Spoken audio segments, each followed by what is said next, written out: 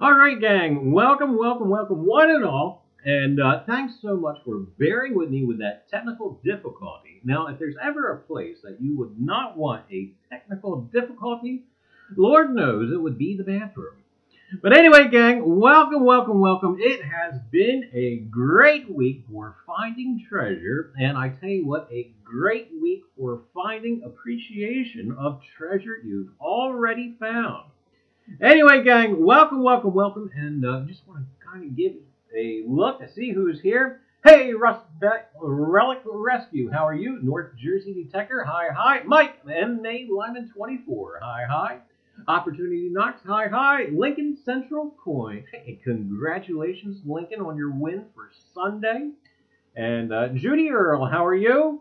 And Oldies and Goodies, Al, how are you? And Jersey History Hunters, how are you?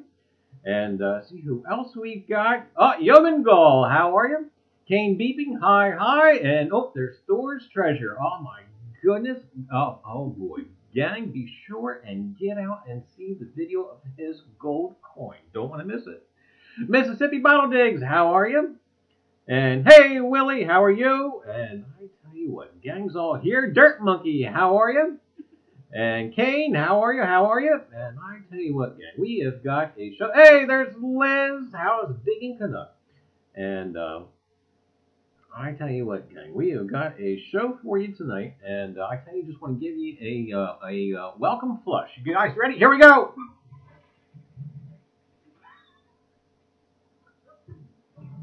Oh, I see Amanda flush, and I think of Amanda. No, hey, Coin and Carton Hobbyist, how are you? Who's your hillbilly? How are you? Okay. Running through. Hey, there's Flash. Hi, Flash. How are you? And I tell you what, gang. What a show we've got tonight. I know what, we got some history tonight that's very, very often neglected. And it's one of those inventions that should not be neglected because I, for one, am very, very thankful for it. That being the flushable toilet. But yeah, gang, there'll be more than that. Later. Anyway, gang, here we go. Well, I tell you what. Welcome again. Welcome to the first annual Reiser's Treasure Hunting Emporium's Bathroom Livestream. And I would love to say that this is a first ever live stream broadcasted from the bathroom.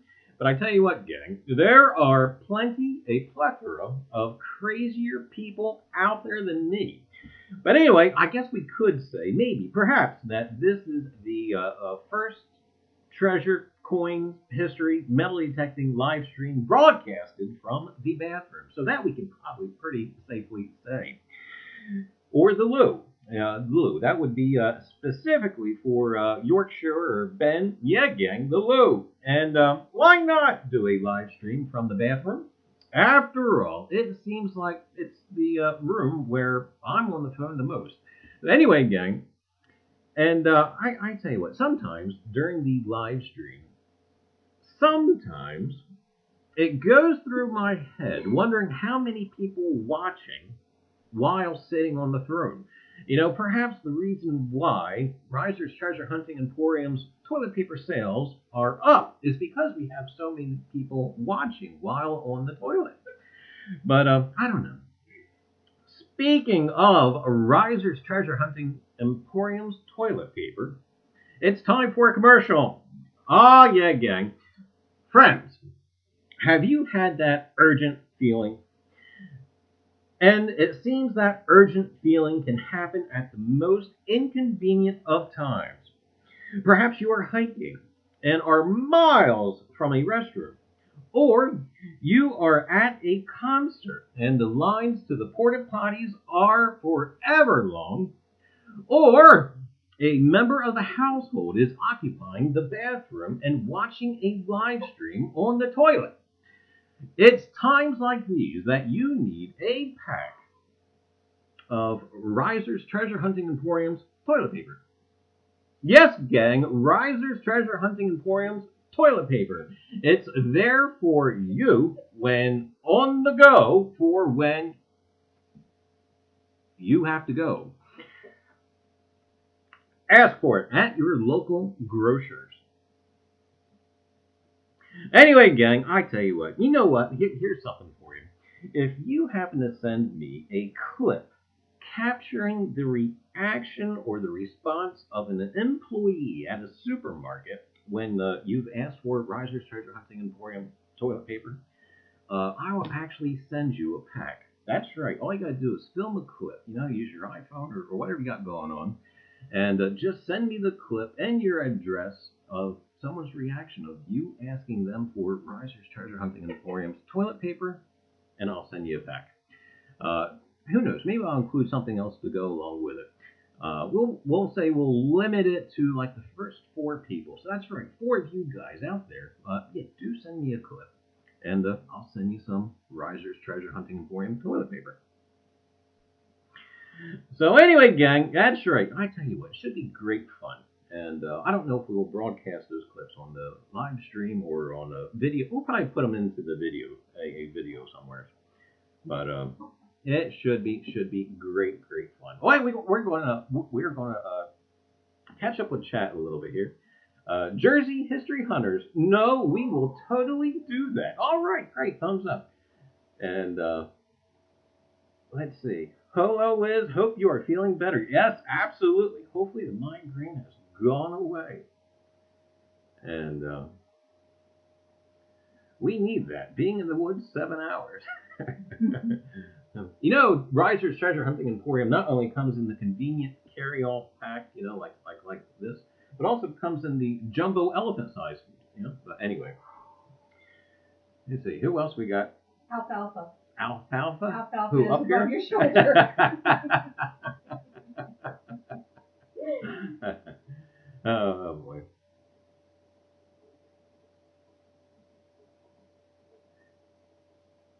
Oh, I see people are trying to get Rosie's goat already. Hey, Hoogie, how are you? And the best ideas come while in the bathroom. That they do, absolutely. Sometimes the bathroom is the only quiet in the house, the only quiet room in the house.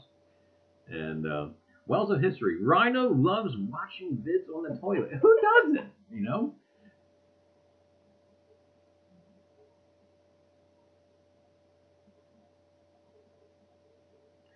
So anyway, gang, all right, we're going to continue on. Oh, Mike says, hi, Mr. Crapper. I tell you what, Mr. Crapper is actually going to be part of this live stream a little bit later on. How could you not include him in the history of the flushable toilet? After all, he's the guy that actually improved it. You know what? Kings. The monarchs went to Mr. Crapper for the refinement of, his product. Royal warrants, I believe they're called. Anyway. Oh.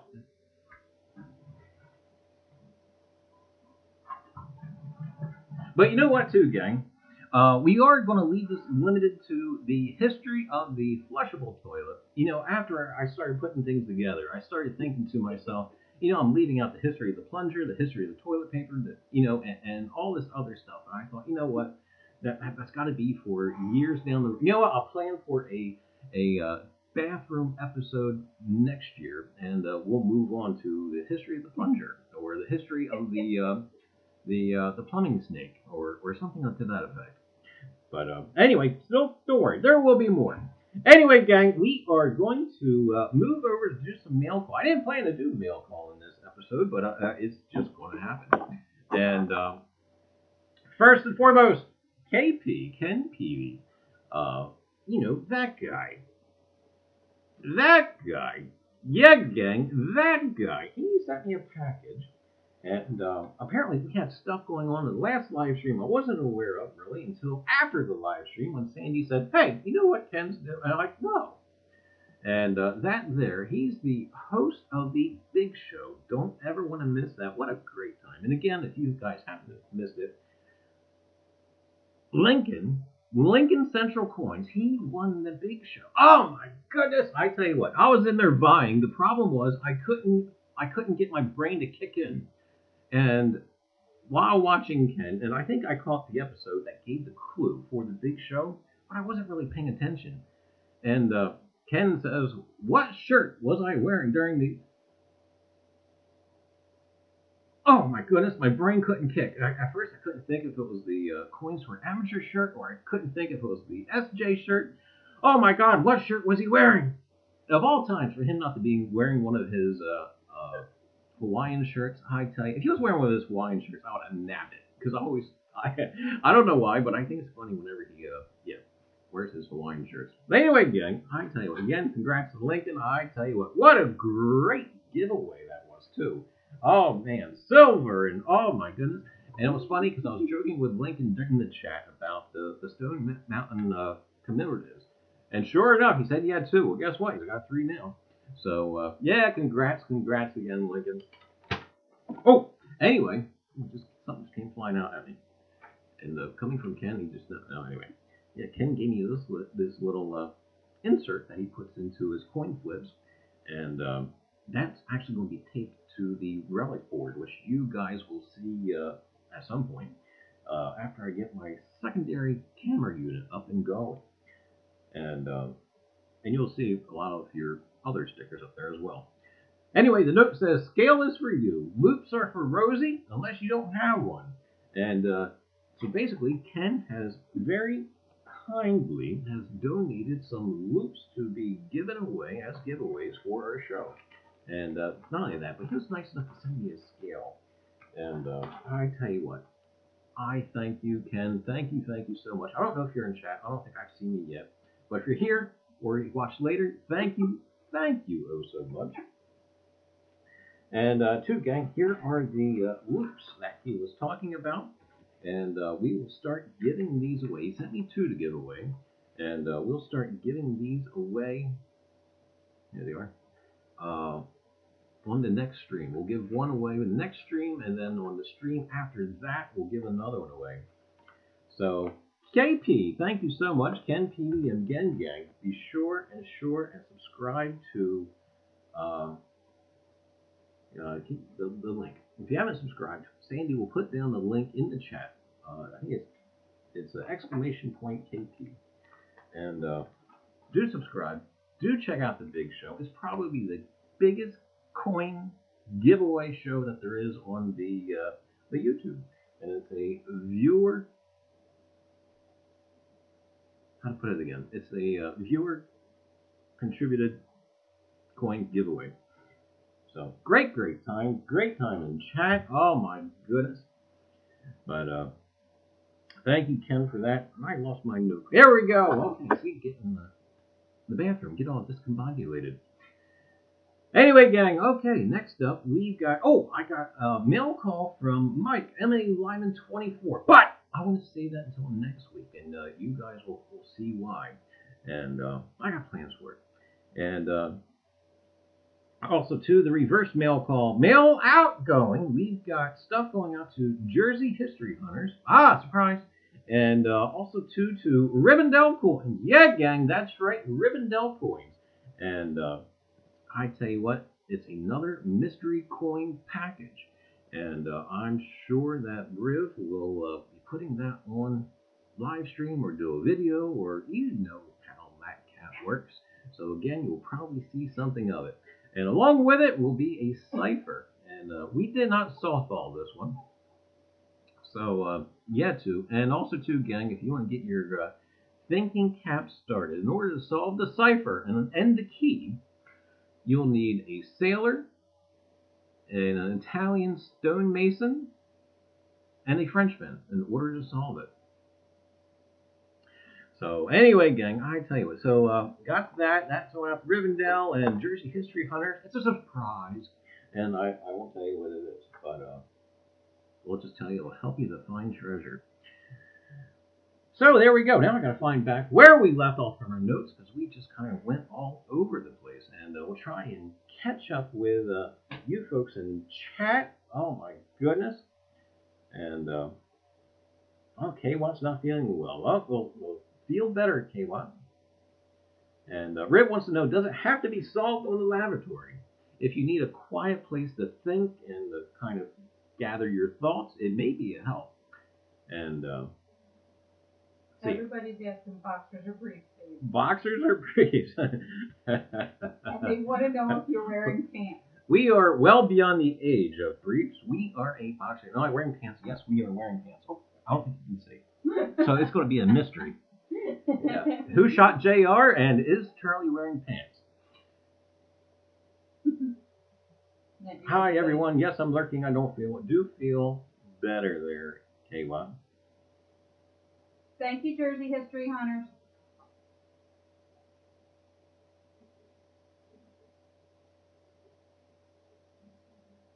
Now, Charlie, do you need a boudoir? A boudoir? A boudoir? A Budweiser? No. Heated seat? No, but that would be nice. That, or I tell you what, gang, and it's probably already out there. If you guys want to make $1 million, you know, this is what you do. Invent a toilet seat that doesn't let your legs go numb after sitting for a bit. I tell you what, I actually got a cushion that's sitting on the of course the lid's folding down, and yeah. Yeah, well, that was another question they all had. Well, it was actually sitting on the toilet. Yeah. The Reiser toilet cam. That could be the scariest thing on the planet. Oh my goodness. Oh yes, because I know how much time you spend in here. Now I will never get you out of the bathroom.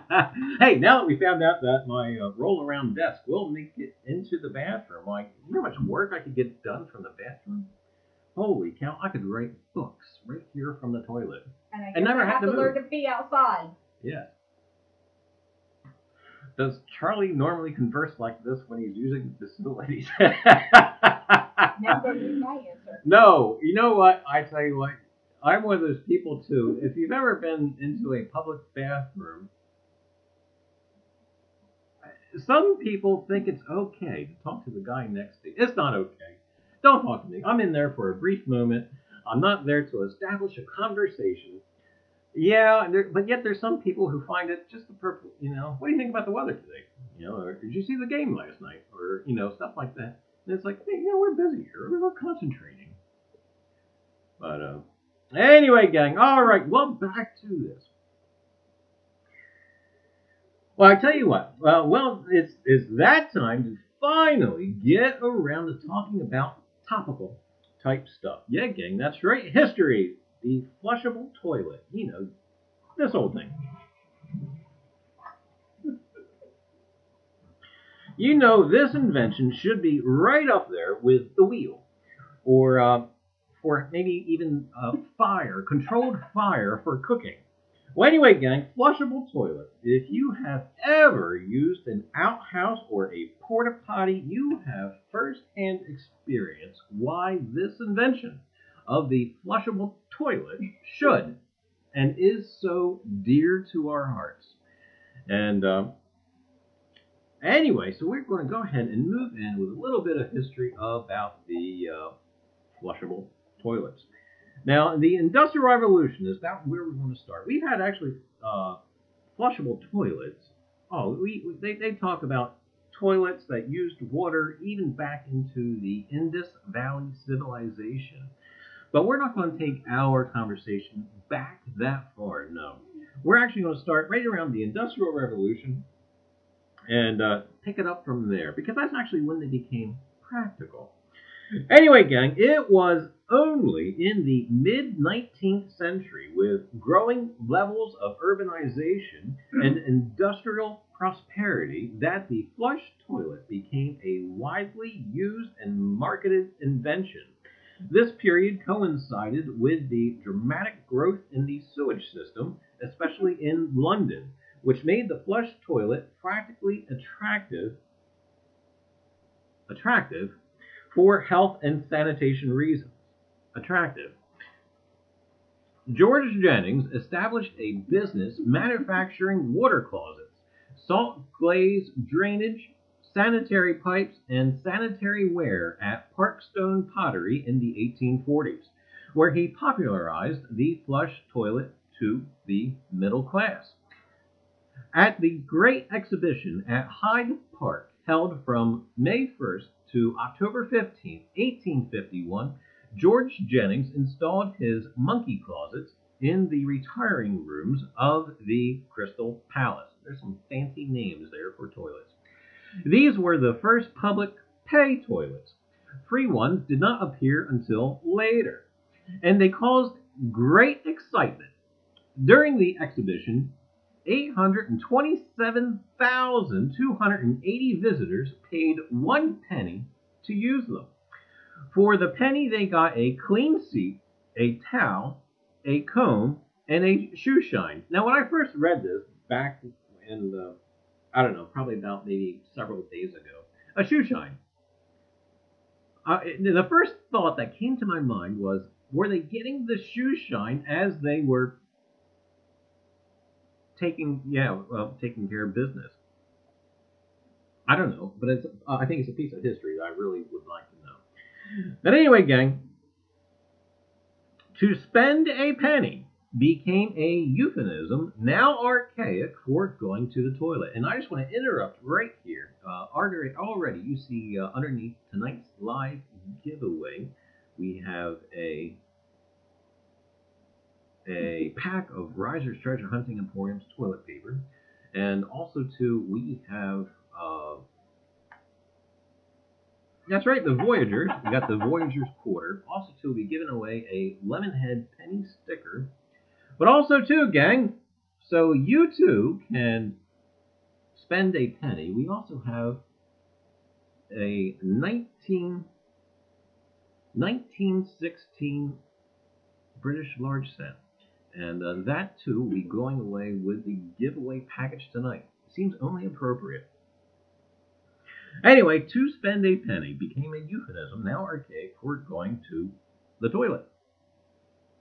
When the exhibition finished and moved to Sydenham, the toilets were to be closed down.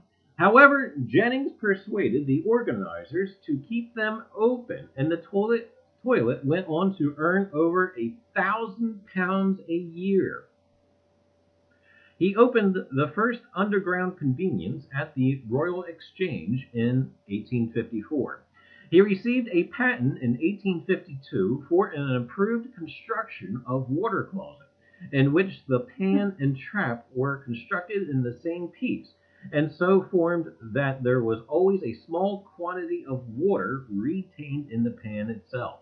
In addition to that, in the trap, which forms the water joint, he also improved the construction of valves, drain traps, forcing pumps, and pump barrels.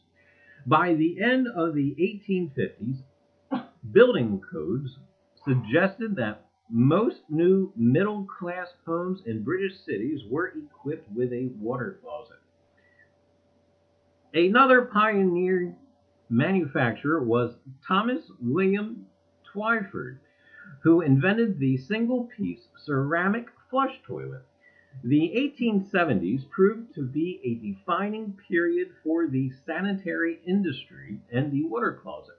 The debate between the simple water closet trap basin made entirely of earthenware and the very elaborate, complicated, and expensive mechanical water closet would fall under public scrutiny and expert opinion.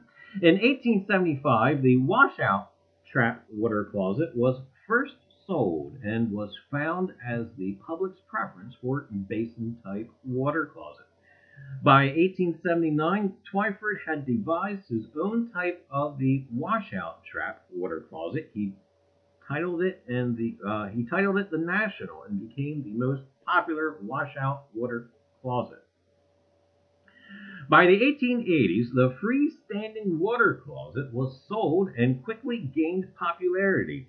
The freestanding water closet was able to be cleaned more easily and was therefore a more hygienic water closet. Twyford's Unitas model was freestanding and made completely of earthenware. Throughout the 1880s, he submitted further patents for improvements to the flushing rim and the outlet. Finally, in 1888, he applied for a patent protection for his after-flush chamber. The device allowed for the basin to be refilled by a lower quantity of clean water in reserve after the water closet was flushed. The modern pedestal flush-down toilet was demonstrated by Frederick Humphreys of the Beaufort Works, Chelsea, England in 1885.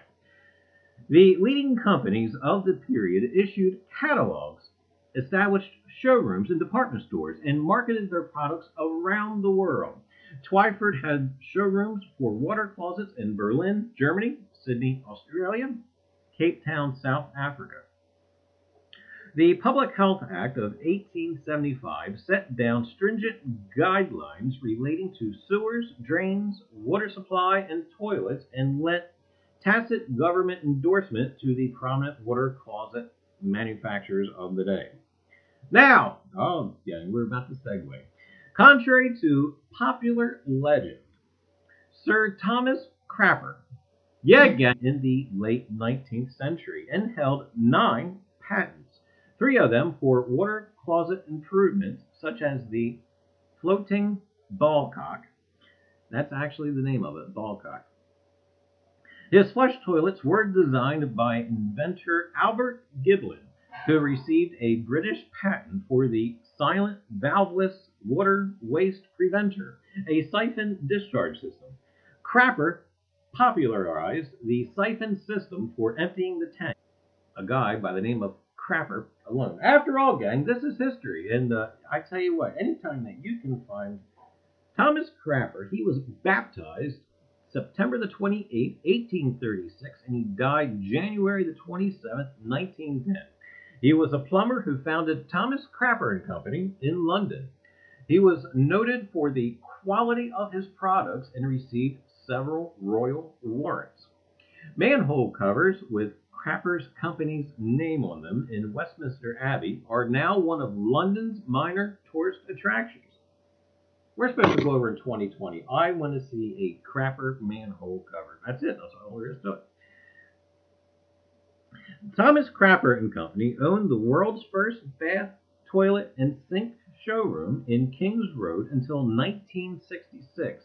The firm's lavatorial equipment was manufactured at premises in nearby Marlborough Road, and it's now Draycott Avenue.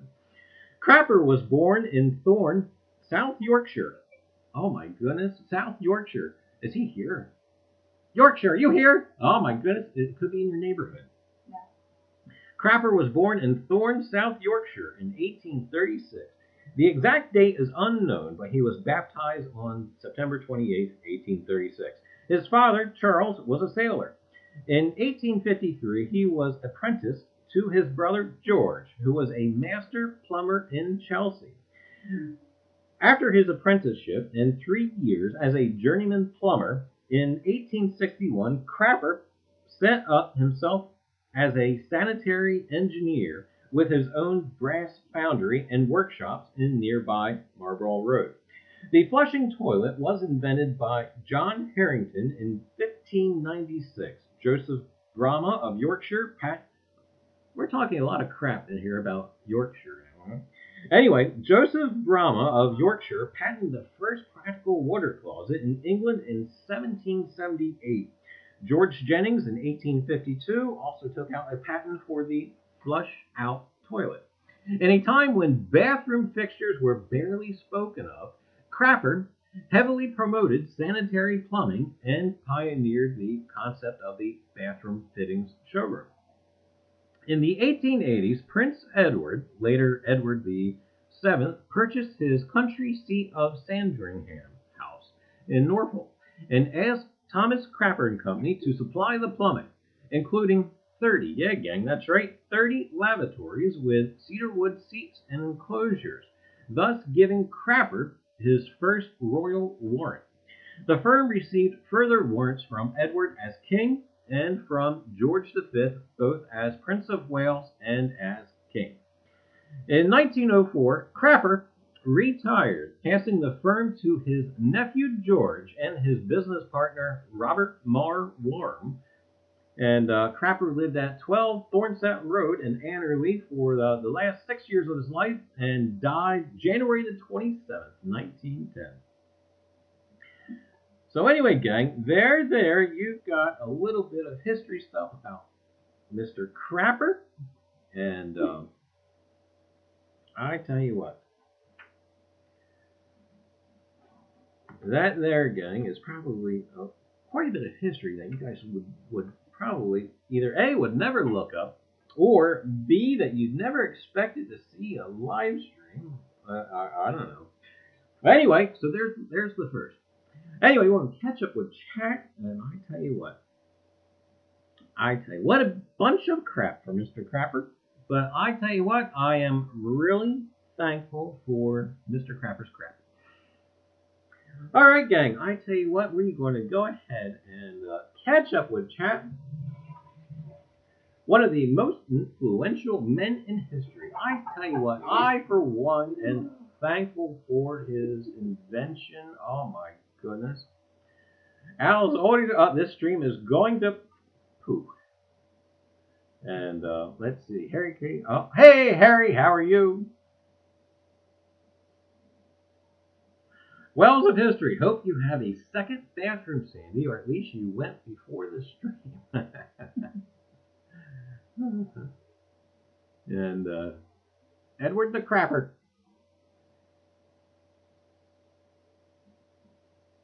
Oh my goodness. Wait, one day at work, one of the guys had to go so bad he dumped another guy's tool bucket and put a giant bag from a screw bucket. Oh my. Alright, we won't let the rest of that go, but you got the idea. This stream has an odor. Hey, Adriana, how are you? She wants to know why you're hiding in the Crapper. It's a wonderful place. I tell you, of all shows for Yorkshire to miss, I tell you what. I don't know. I think he's on vacation or something. He's on holiday. Honey, show the toilet paper again so Judy knows what I was talking about. Which? This? Yes. She said she's going to give you your own toilet paper, but you already have it. Prayer to the porcelain god. Oh my goodness. Ken says if you're happy and you know it, crap your hands. Oh my! Oh, we missed out on a few little things. I had actually had some early toilets that we could actually look at. Let's see if we can pull these up now. Ah, there we go. We have Crapper's improved, registered, ornamental, flush down water closet. And as a kid, where I went to college, they actually still had the some of these toilets with the tanks overhead. And if you happen to live in a place that has a well, these were those, or otherwise, those were not very comfortable, because if you had a well and the water was being pumped up into that box above your head, why the tanks would sweat and they would actually drip on your head. And having anything drip on your head is already uncomfortable, but while you're going to the bathroom, having something drip on your head is even more so. And let's see, we got something else going on here. Here's an early advertisement for Thomas Twyford sanitary earthenware. And let's see who else we got going on here. Thankful so much that we never have to be bothered with those anymore. But for you treasure hunters out there, why, you guys recognize these are chamber pots. And I tell you what, I am so thankful for the flushable toilet. But again, on colonial sites and even up into like the Victorian era, you'll actually find bits and pieces of these around the sites and whatnot. And something came to mind while I was putting this live stream together. Now these are only porcelain and earthenware, etc. Can you imagine the day that you found a crack in one? That had to be highly uncomfortable, because of course they cracked because of their construction. I mean, it's only porcelain. But yeah, gang, I tell you what, to have that day of finding out that your chamber pot has a crack in it had not to have been a good day. And there's another example of the high tank, and I think that says crapper on it. Yep, that says crapper on it. And No, Rip, he'd have to do it himself. let's see. Ah, there's the again the portable commode, and I tell you what, different time, different era, and you know, I always told people that you know I would love to have a time machine and go back in time. I think only until the point where you had to go. Then I kind of would scoot back to my modern time, go to the bathroom, then go back. But, and let's see, I got one more. Ah, yes, you can sit and talk to your neighbor as you, yeah. Anyway, gang, that is that about the flushable toilet and Mr. Crapper. But we'll be back in a little bit more with crap that's actually related to treasure. And I tell you what, now even though the flushable toilet is a treasure all by itself, it was easier than expected to find a treasure story related to the potty, or at least in reference to it. And for you treasure hunters out there, especially metal detectors, never, ever, ever pass up the outhouse, or at least where the outhouse used to be. And I tell you what, there was a guy traveling all over and mainly doing privies. And I can't remember the channel's name. I wish I could off the top of my head. So I think this guy was somewhere north of Philadelphia, maybe Quakertown. And he would travel to Baltimore, Philadelphia, you know, the high urban areas. And he would actually dig out the privies. And some of the stuff that he was getting, the wonderful ceramics and the bottles. And it's a shame he doesn't post anymore. And I will have to look him back up because I tell you what, it was a great channel. But anyway, yeah, I gotta find that guy again. But anyway, gang, all right, well, here we go. We're going to go ahead and jump into our treasure story. And the title of this is, hey, it's the man finds $3.7 million worth of gold in his new house. $3.7 million of gold. Inheriting a house from hoarders isn't so bad when the stuff they hoarded is a whole bunch of gold. The AFP reports a man inherited a house in France from a deceased relative only to discover $3.7 million worth of hidden gold. It was underneath the furniture, under piles of linen, and gang, guess what? In the bathroom.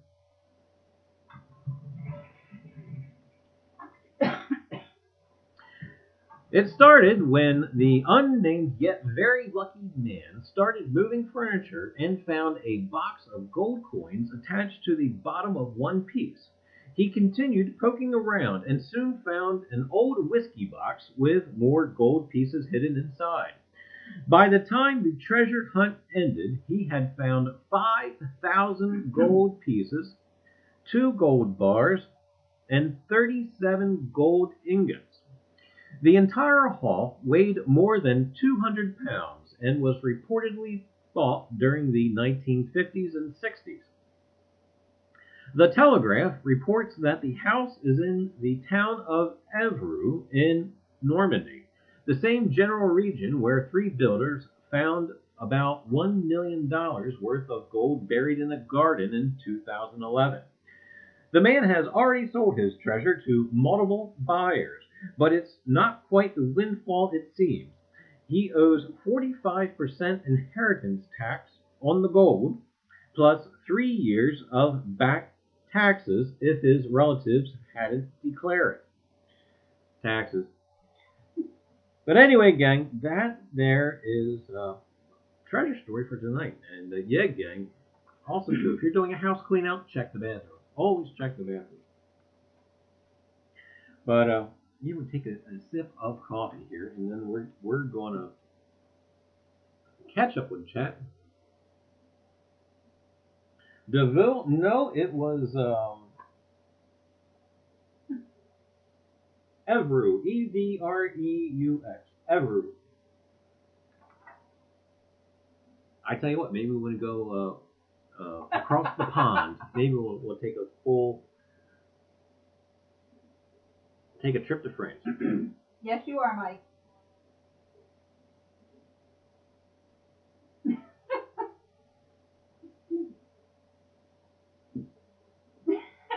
Okay, Adriana and anybody else that wants to know, I have a chair sitting next to his desk. I'm not in the bathtub. You know, I asked if she wanted me to put cushions in the bathtub, you know, figuring it would be comfortable. And no, she, no. All right, Marty, have a great night. Yes, even when Kayla doesn't feel good, she's still kind of violent. Kane says you would not have heard of that if it was my house. Yeah, I tell you, yeah. Yeoman wants to know why you have a desk in the bathroom.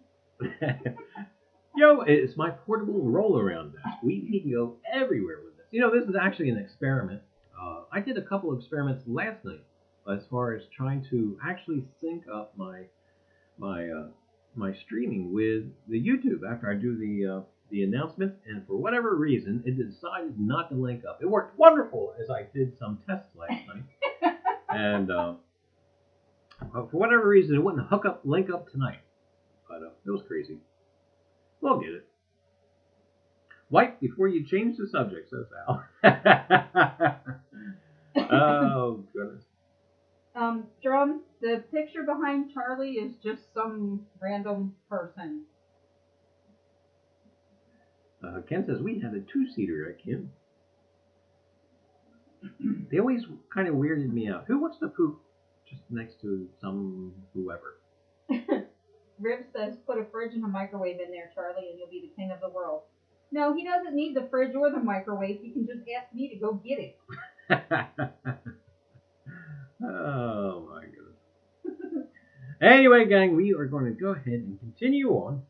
And hey, we got some news here that we got to share, and we're going to go ahead and throw that picture back up there. Now, you guys probably recognize that from a couple of weeks ago when we were talking about that sword. And bring you guys up to date, I'm actually doing some work trying to establish some provenance for this sword. And I tell you, the more we get into it, the tougher it's going. The more we're kind of eliminating a lot of family folklore, and but we're still working on it. We haven't given up yet. Anyway, gang, so non-potty related for a second or two, and so we're going to take a few moments and give you a little update about the sword. Confirmed, this sword is Civil War era. And if you guys remember, I was having a little issue with the stamping, the markings on the sword. Basically, on this sword, the name is spelled out, PD, Lonneschloss, and then the Solingen, Germany. Typically, the Civil War saw this sword and saw how the name was spelled out, the town in Germany. Well, I kind of threw a red flag.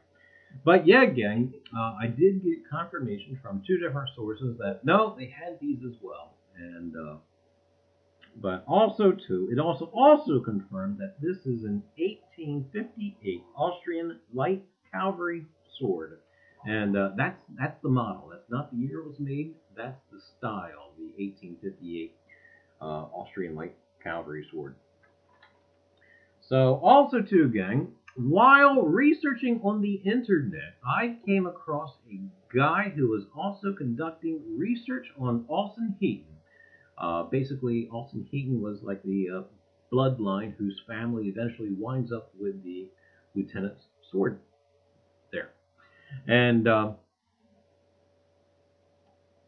remember, if you guys are happen to watching that particular stream with the Civil War sword, remember how from the letters I was curious whether or not Sally, the daughter that seemed to be doted on, turned out all right. You know, I was kind of curious if she was okay or whatever. Well, I tell you what, this guy who I kind of came in contact with, this guy, his name is Matt. And I came in contact with, basically Matt is Little Sally's, if I get this right, hopefully I get the proper amount of greats in it. This guy on the internet who was also researching, blah, blah, blah, blah, he is the great-great-grandson of Sally. And I tell you, we were sharing some information back and forth, and I tell you what, he reassured me that, yes, gang, little Sally did indeed eventually was okay. So, fantastic news there. And I tell you, it's been a pleasure conversing with Matt about history and also, too, about genealogy. And I tell you, also, too, with further research, I've discovered that Austin Heaton's father, the Civil War soldier who died in Alexandria, Virginia, his father, who was senior, Austin Heaton Sr., was actually in the War of 1812. And that was kind of unsuspected. And that's actually where I kind of stopped for the moment. I wouldn't like to look further, but it all depends on the time. Because, wow, I tell you what, I've got several different projects running congruent with this, and I would like to go further anyway. But anyway, gang, I will be making digital copies. Yes, that's right, digital copies from the letters from Austin Heaton, and also to the military paperwork from his wife. And we'll be sharing that with Matt. And yes, gang, that's right, I'll also be sharing it with you folks. I'll be establishing a blog here pretty soon, and I'll be posting the digital copies of those letters on that blog so everybody can see it. But anyway, gang, I tell you what, more updates when I can get more research done. So do stay tuned for that. And we'll take a minute and catch up with the chat. I love Civil War stuff, but Rev War is better. Well, I got some Revolutionary War stuff coming up. I've got some stuff in my notes that, oh my goodness, I think they need expanding on.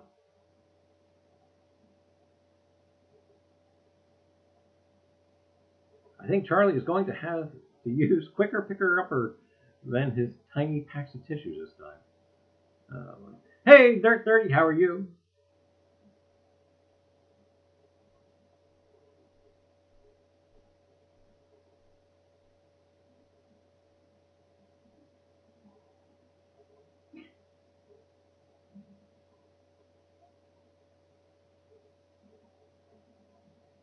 Also, too, in regards to this sword, I've actually also done some research with several museums about whether or not they're interested in it. One was yes, with provenance.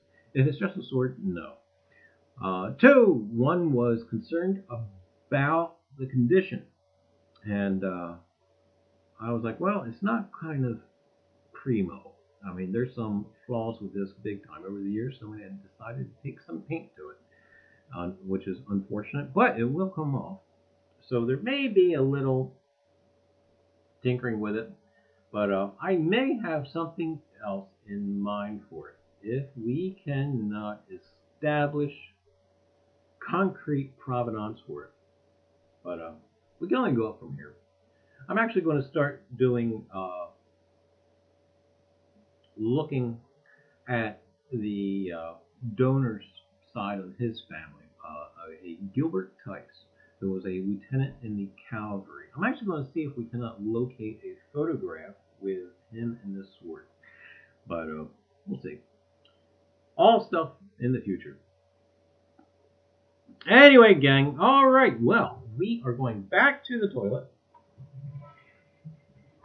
And we are going to nudge Rosie awake and let her select tonight's viewer appreciation giveaway winner. And again, gang, to remind you what we got, we have a pack of Reiser's Treasure Hunting Emporium's toilet paper. Remember, It goes where you go for when you have to go. And we also have a to save a penny or to spend a penny. We have a British cent, 1916. And we also have Lemonhead penny. Buy, sell, coins. Oh, yeah, gang. And I don't know if he's on tonight. Usually he runs Tuesday nights. For us in the East, it's usually about 9:30 or so. Do check out Lemonhead penny. Will not be disappointed. And also, too, gang, we have a Voyagers 2018 quarter. Mint fresh. It's not approved, but it's mint fresh. Now it's slightly, yeah. But anyway, gang. So that will be tonight's giveaway. So for you guys who have been lurking in the chat, why do get something in the chat because you do definitely want to let Rosie know that you're around. And because yeah, she won't pick up if you're lurking. Anyway, I tell you what, it was tough coming up with a relevant giveaway for tonight's live stream. And then it was like, duh, Reiser, you already used toilet paper as a promotional item. So, yeah, there we have you. Winner will get a pack of Reiser's Treasure Hunting Emporium's toilet paper and a Lemonhead penny sticker and a 2018 Voyagers quarter and also to the large British cent. So anyway, gang, yes, do be sure you guys get something in the chat. And we're going to go over here and we're going to wake Rosie up. Rosie, wake up! Sleepy.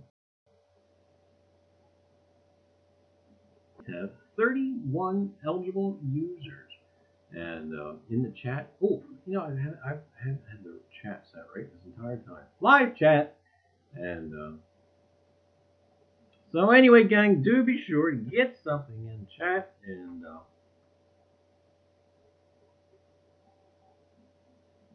we'll let her select. All right, gang, here we go. Well, we are going to do our little countdown here, and we will go ahead and we'll roll it. Ready? Here we go. 5, 4, 3, 2, 1. Bang.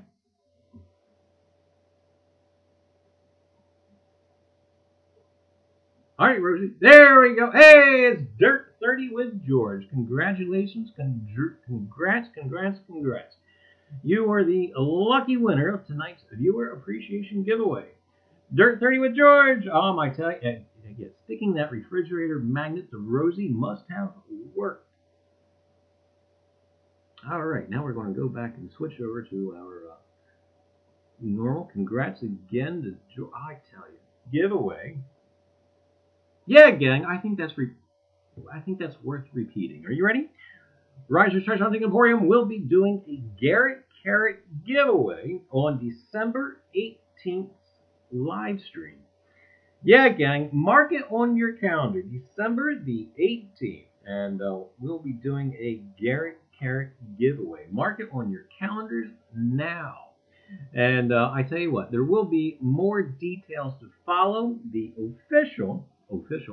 official announcement for this giveaway will be on October the 2nd's live stream. So you do want to be sure you take a look at it. And I tell you, it's an exciting bit of news there. I actually was not going to do it again this year, and then a couple of people have actually said, why not do a viewer-sponsored giveaway where everybody can contribute? And of course, anybody who contributes, it does not improve your chances of winning. And I thought, well, I don't know, that seems kind of awkward. And then I actually had a couple of people who said, I'll donate. So I was like, okay, let's do it. So I've already set it up with a dealer. I have a dealer friend of mine from Texas, who I think we're going to go with. And so, yeah, things are going along well with it. Well enough to go, hey, we're doing it. So anyway, gang, yeah, the official announcement will be on October the 2nd, and it'll be given away, again, like I said, on December the 18th live stream. So, yeah, again, treasure. That's right, treasure to find treasure. So anyway, gang, all right, well, also, too, do not forget, Thursday at 7:30 p.m. Eastern Standard Time, we have Off the Cuff with Liz. Saturday at 5:30, we got Mantic Coins Eastern Standard Time. And also, too, Mrs. Mantic may be on tomorrow with Mantic's Anonymous. And then, gang, also, too, Coffee with Liz this upcoming Sunday at 10 o'clock. Don't miss it. Great time, great chat. You don't want to miss it. And also, too, you got KP for the big show at 9:30 Eastern Standard Time. Don't want to ever miss that big show. It could be your chance at a whole lot of coins, I tell you. But even if you do not win, it's a great time. You know, great people in chat and etc. But anyway, gang, I know some people were asking whether or not we were going to have an afterglow, and the answer is yes. There will be an afterglow tonight. And we'll do our usual 10-minute break or so. Actually, maybe about 10 minutes. What we're going to do is... I have to pee. It is the bathroom show, after all. Anyway, we will have a afterglow. We'll take a 10-minute break. You're going to hear a whole bunch of noises because we are actually going to roll our mobile unit right back out to the living room. And so, yeah, gang. There will be an afterglow, and we'll go ahead and stick up the afterglow screen, get rolled back, get positioned, refill for coffee, and we'll be back. So anyway, gang. Hang on a minute, honey. Amy's having her 500 subscriber giveaway tomorrow night. Amy did she put it in chat? Yes. All right, you guys saw it. Now, Adriana has to go too. Me too. We did it first. Anyway, yellow is mellow, but brown must go down. All right, gang. For those of you who are leaving and not staying for the afterglow, we will see you guys right back here next Tuesday at 7 o'clock Eastern Standard Time. Same channel, same place, and we won't be in the bathroom. For you guys who are staying for the afterglow, we will be.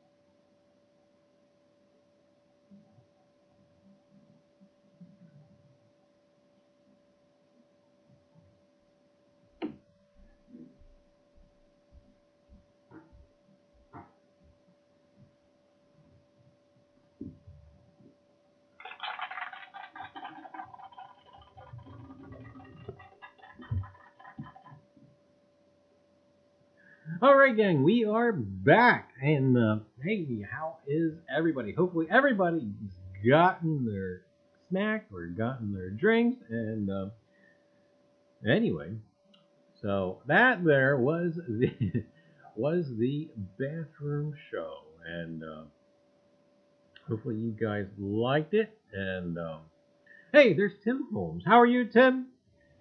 And, we've got other stuff going on. By the way, non-show related. Why, we've got a couple of things to look at. And I managed to visit a new no, it's actually local. We'll call this one local. Did manage to stop at a local coin shop. And I don't know. I probably, it won't be my LCS. I'm still liking the other one better, but this one has potential. And as far as prices, they were more than willing to negotiate, and so they had their pluses. And again, this is my first experience there. And what's horrible is they've been there for 44 years, and I never knew they existed. And so what it is, they double as a pawn shop. So I probably always equated that building to being a pawn shop, and not so much as a coin shop. But anyway, but we will do future business with them again. Anyway, gang, while there, did manage to pick up the smallest coin in the world. Well, not really, but it is small. It is that. And I'm missing my pointer, and it probably fell off. It was probably in the bathroom floor. But anyway, did pick up that half cent. And I tell you what, this sucker is small. How small? It's SMall. That's small. And we can actually put it on top of this quarter for comparison. And I tell you what, the metal detectors in the Netherlands, why, I tell you what, this must drive them absolutely bonkers to try and dig out of the ground. Because that sucker is small. Donuts. I wish I had donuts. But, anyway. Oh, back! Shot! Anyway, I got one of those. I tell you what, they are small. SMall. And, this came out of, they have a box there at the semi-local coin shop where you can get your foreign coins. They don't have one of these. I love the boxes where you can just go rifling through. And they don't have one of, I'm sorry, it's one half set. They don't have the box where you can go rifling through with all their throwdowns, their throwbacks, and etc. Basically, you're stuck buying a box lot of coins. Well, I'm okay with that as long as the lot itself has something worth value in it. And but he did have one. But also too, out of that same box lot came this 1908 rather, Indian. And Coin Dragon, if you're around, is that a Woody? I do believe it is. And now anyway, gang, I had this quarter sitting up here for this one, Fort Moultrie. It's a 2016 commemorative quarter, and it's Fort Moultrie. But the thing that strikes me funny about this quarter, this guy, I don't know, he's supposed to be holding, quote unquote, I guess, holding a flag. But man, it looks like he looks like a baseball player. It looks like he's about to take a swing at a ball or something. It's more like a stance like, a batter would have. But it struck me funny. But I don't know. What do you guys think? Am I just seeing that, or I don't know?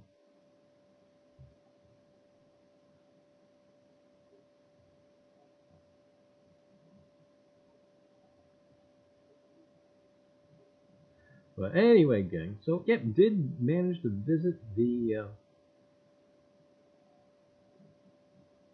I don't want to call it a new LCS yet. They haven't really.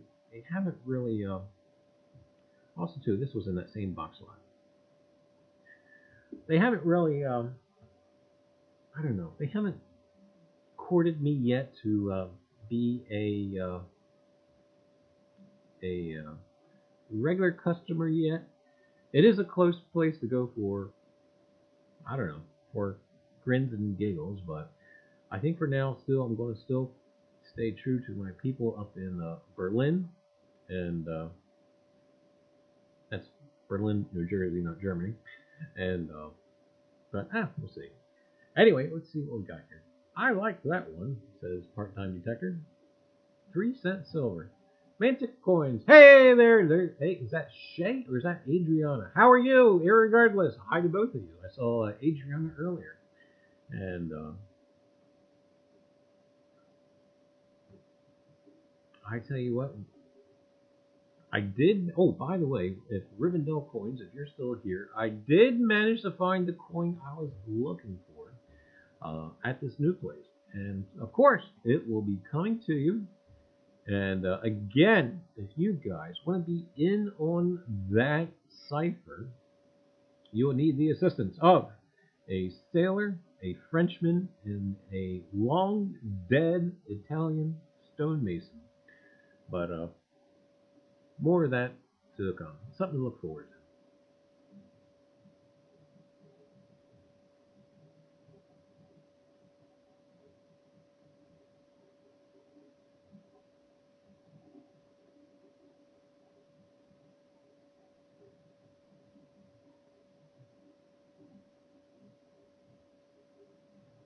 I am here eating ice cream. Oh, he's bragging. Hey. I'm back on the diet, so yeah, I've been having stroke rehearsal on the treadmill every evening at the moment. And Lenny, no, just wanted to pop in and she left us in suspense. Hi, Lenny. Hi, Lenny. And I've seen some small Romans. They were a bunch of short guys, weren't they? Oh, you mean points. And hey, Youper, how are you doing? And I tell you what.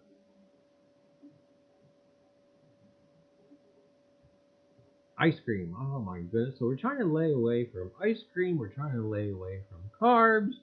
And we're getting back to using the treadmill again. And I tell you, CT Relic Digger. How are you, sir? Oh my goodness. This guy. I got a bone to pick with this guy. CT Relic Digger. Oh yeah. He'd rather be hunting than treasure hunting. He's shooting stuff. Okay, I guess a guy's got to eat, so we're going to let you slide. That is, if you send down some ground venison, we'll let you slide. Anyway, I'm just kidding, CT. Hopefully we can still sneak in some metal detecting while hunting. Maybe you get your deer early, and then you can catch. Yeah. But hey, Big Flip, how are you? What's wrong with that guy? Yeah, I know. Holy cow. Like his family has to eat or something. Oh, Sandy says we want jerky. Oh, there you go. I didn't say I wanted jerky. Mallyman did. Oh, Mallyman did. I'm sorry. Oh, goodness. Well, the guy's got to eat. He shares what he has for lunch every Sunday on the Liz show. That poor guy. Where he works, they're trying to starve him.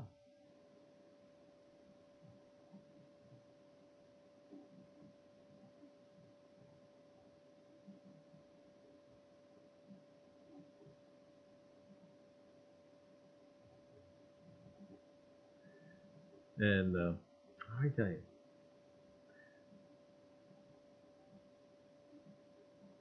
will there be a Mantics Anonymous Wednesday? I wasn't paying attention to chat earlier. I hope there is. Otherwise, we're going to have the shakes. And I have no idea where I am at right now with the world of Mantic coins. I think the Mantic bot was not being very nice over the weekend. And I think I'm in the hundreds of thousands instead of the millions. Things just went south. And what happens is, just like at a real casino, you should never gamble when you're tired. And I was getting a little tired, and I thought, I got to stop. It was time for me to hit the bed anyway. Sucks getting old. At Mantic Coins, congrats on 968 subs. Wow, oh, you're almost there. What? That's 32 more to go. Wow. Oh wow. Blockhead said I lost 10 million Mantic Coins. I know. The the Mantic bot was not very nice to Lincoln. Part-time detector. Look up a 1978 Panama.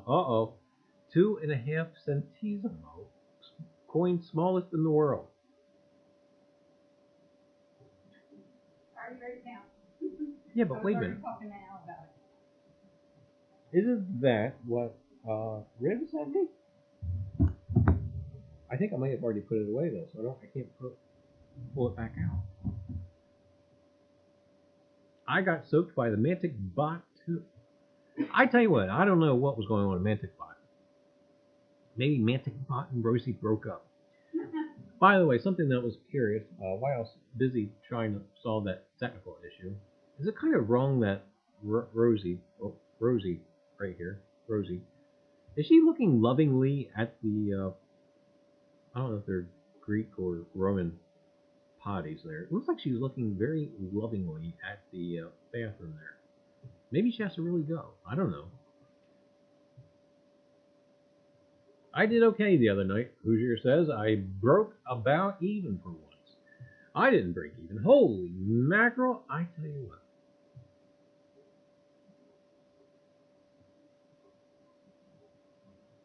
what. The wife woke up CT. Oh my goodness. She is looking at a Melian 24 sticker. Oh my goodness. Yep. Shane says, thanks guys. Sorry about that. He's been grouchy. Grouchy Mantic bot. All the bots are grouchy, I think.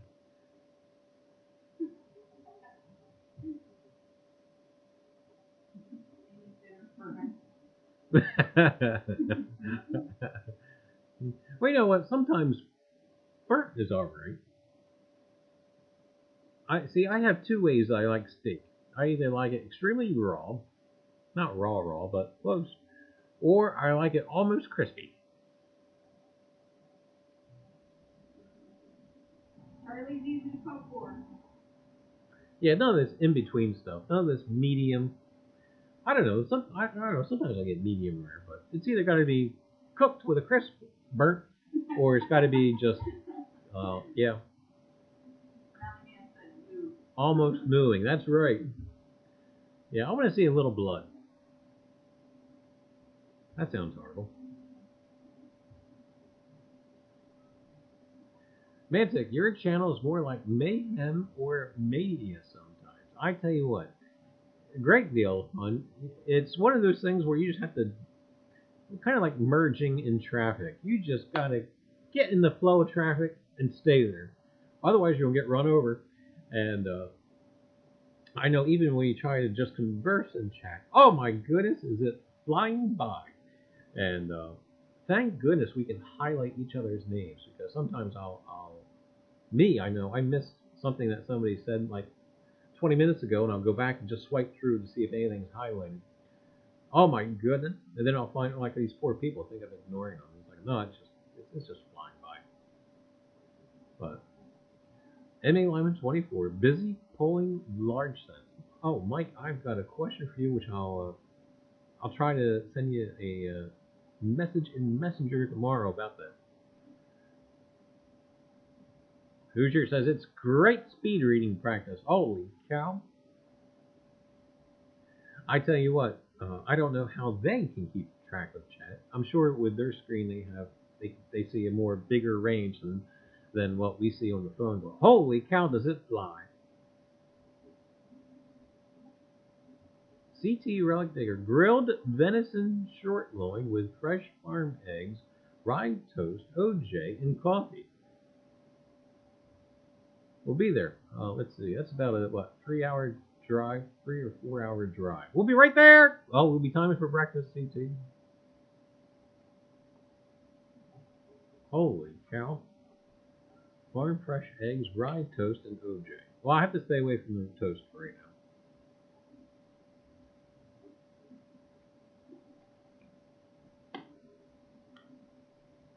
Anyway, I took, and I like weird things too. This was tossed in with that. I have no idea what it is. This was tossed in with that. See if you guys can see it. With that box lot of coins. I love box lots, by the way. I also like buying in lots. If you see me at a coin shop, unless it's an extremely expensive coin, I don't like buying just one thing. Give me a chance to work with 4 or 5 different coins. Why, more than likely than not, I can probably work a deal to get one of them free. And with box lots, it's easy because box lots are already priced to be brought down. And anyway, in the box lot today at the new local coin shop, I lost my pointer. Was this little pin, NLS 1907. I have no idea what it is. Could it be from a school or what exactly? I'm not sure. And I do believe it has some sort of writing on the back. How about we go back over towards the, yeah. We do have writing on there, which we can't make out because the pin, the actual pin part is in the way.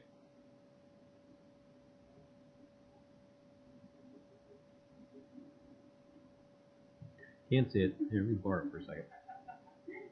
Amy says instead of the blue, you should be showing my doll. That's for a different channel.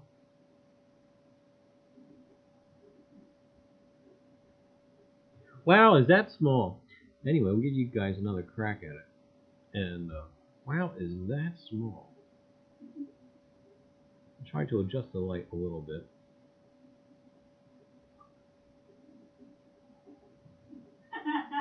Bird said, "No, Amy, I want to sleep peacefully tonight."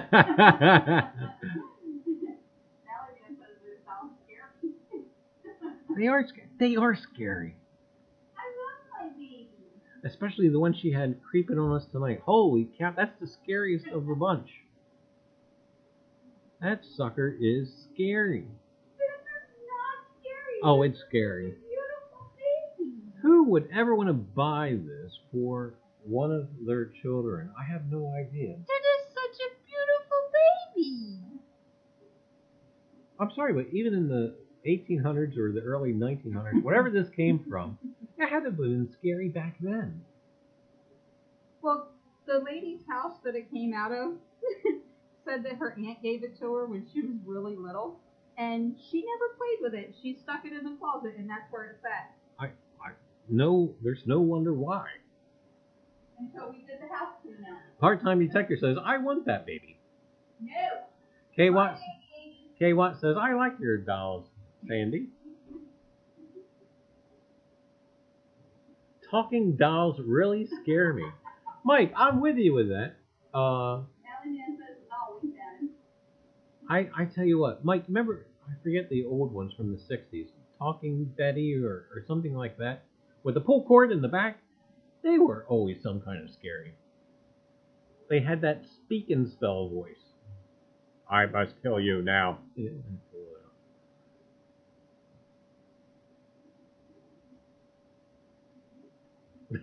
No, Amy, I want to sleep peacefully tonight. Oh my goodness.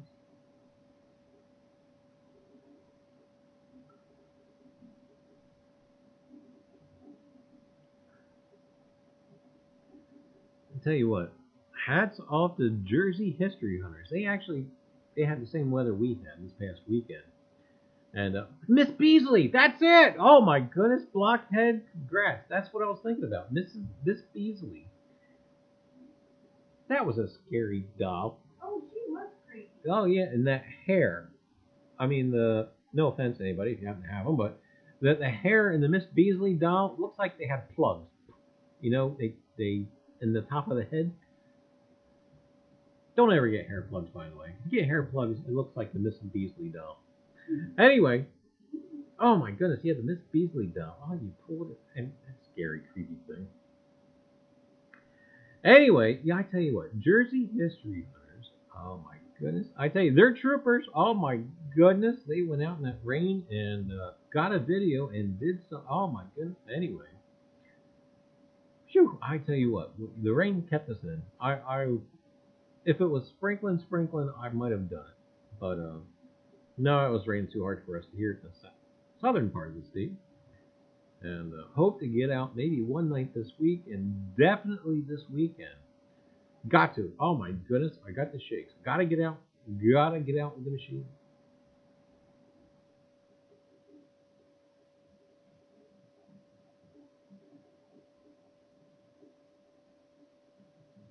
But I tell you, I did not at Mountain Man give us the timestamp.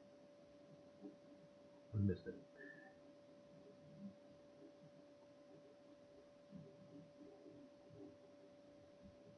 I think the male voice that comes through on the EVPs is the first owner of the house we live in. Was that the... What did he say? What was that one? I was getting a lot of the typical male voice that I usually get when EVPs in here. And I think it was Reiser. Oh, what did he say? Oh, I thought you had it written down. No. SJ, how are you? And welcome to the Afterglow. This is the Afterglow segment of the stream. And Sandy, type in your other channel. Oh, that was Oldies and Goodies. That was Al.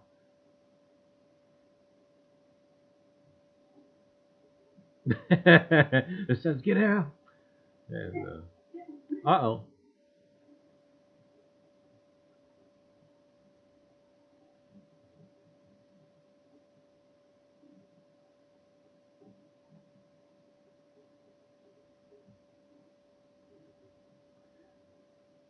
You know what? I think Sandy's a little psycho. She says, "Hi, Al. This is Sandy's other channel." So she's talking about herself in the third person. Psycho. No, I'm kidding. And holy multitasking, Sandy! Oh my goodness! But also too, I tell you what, the prices of the Morgans and the Peace dollars at this place I visited today, they were highly reasonable, in my opinion. The Peace dollars, which were in fair condition, they were only asking $18 a piece. Now, I didn't take the time to look any of them up, but I thought $18 a piece, and the couple of Morgans that they had, I know they had a 1888, which caught my eye. It still has caught my eye. And other than that, I think that was an 1879. And but they looked decent. They had a Civil War token there today too, which was almost purchased. But after closer examining, because I want one, after closer examining it, it had been cleaned. The obverse looked wonderful. They flipped it over, and it had been, might as well Brillo padded the thing. I mean, it was too darn shiny. Time to buy some silver, folks. That it is, Mike. I tell you. Sold to Reiser at 18. I tell you what. I may be going back and then I don't think you can beat it. I don't know if they're priced for a quick sale or what, but I will be definitely going back and look at it. Those Morgans have actually burned a hole in my head.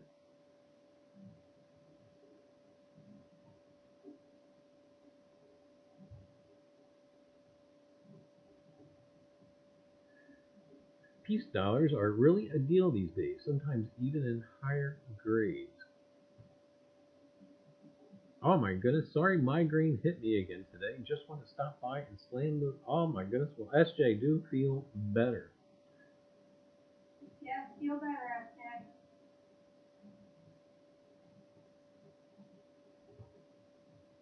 The silver spot price creeped up today. Hello, Shane's wife. Shane's wife popped in? Mm-hmm. Who is Shane's wife? Walls of History. Oh, Whales of History Deluxe Edition. Yeah. Hi, everyone. Shane's wife here. Gotta go to work, but just wanted to introduce myself and say hi. Well, hello, Shane's wife. Whales of History Deluxe Edition. Hello, hello. And do be safe on the way to work. And we'll catch you around. This is the Afterglow portion of the live stream. This is where we just kind of banter and chit-chat and etc. And you didn't miss anything. We were busy talking about toilets and stuff earlier. And live from the bathroom, though. Hoosier, I got a 1881 O a few weeks ago with appears to be at least VF details, but also appears to have been cleaned. 81 O.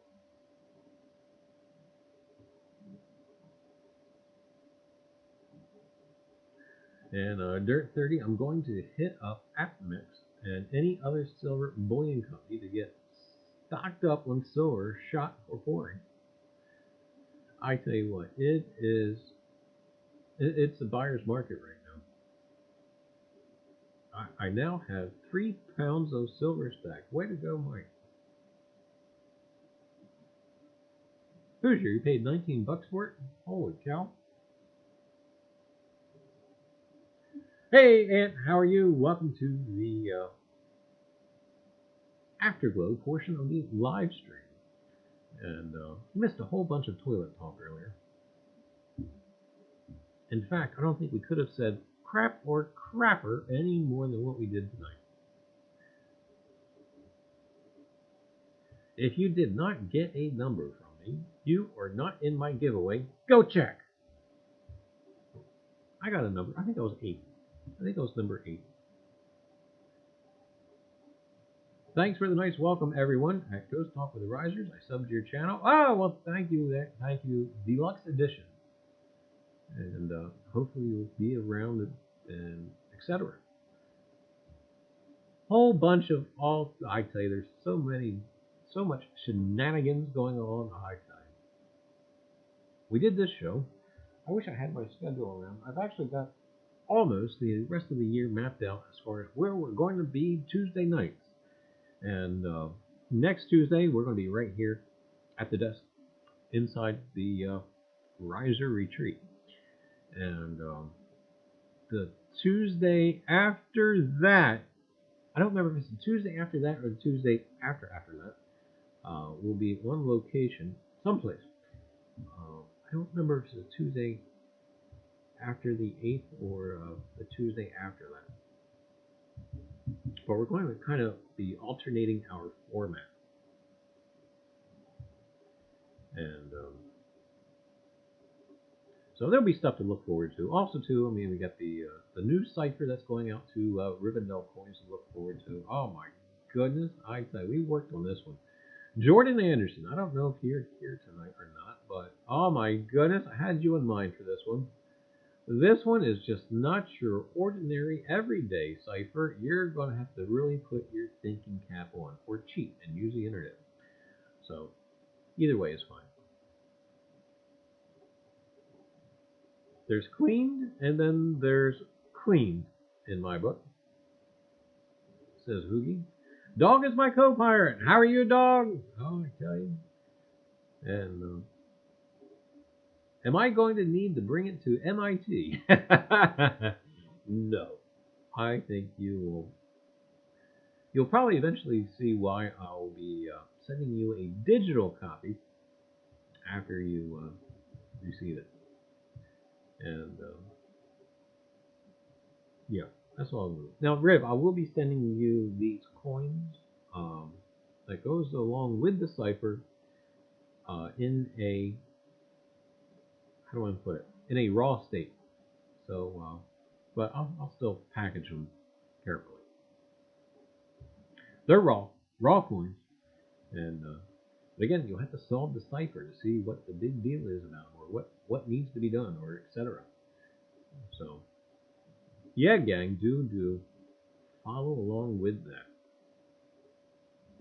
Sandy, I am the paranormal. That's beyond just abnormal. Abby, someone. Oh my goodness, Willie beat me to it. Abby Normal, Young Frankenstein. Abby someone. Whose brain did you get? Abby someone. Abby normal. Great movie. Force the grandkid to watch that.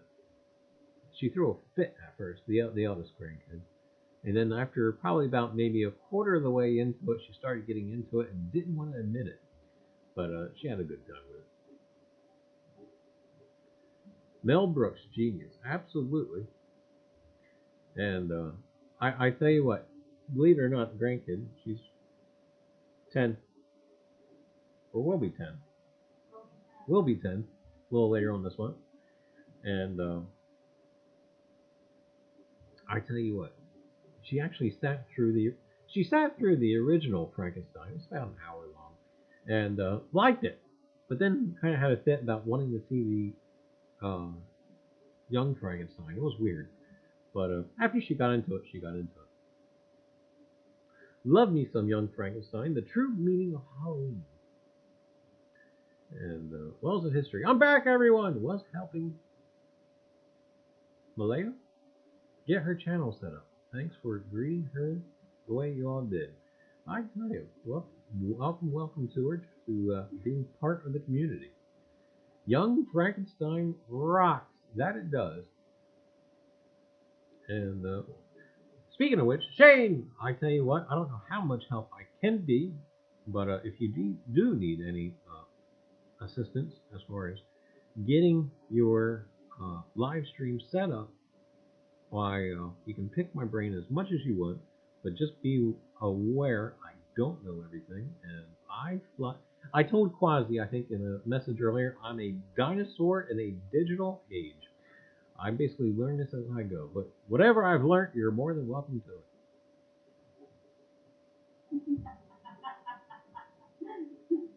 Does anyone notice how Wells of History and what it's kind of like the Clark Kent and Superman thing? I can do it with those talking Sandy Reiser.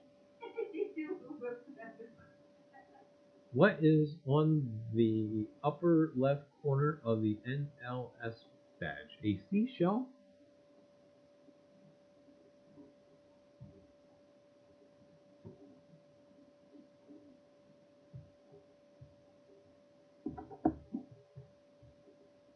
Wouldn't it be funny if I find my toothpick later in the bathroom?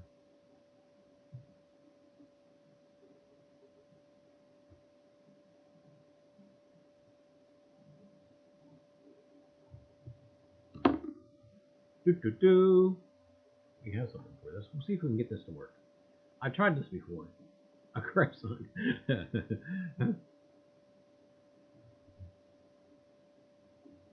See if we can do this.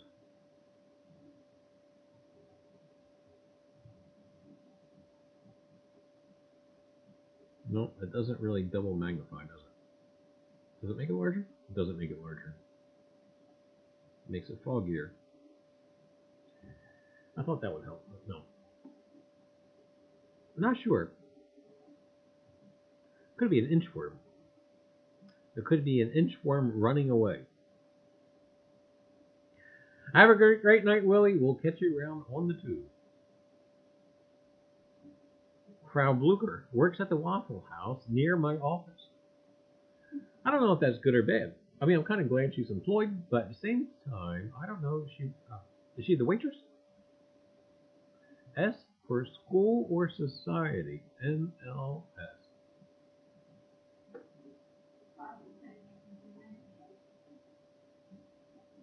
I don't think I can. That or I don't know how to use it.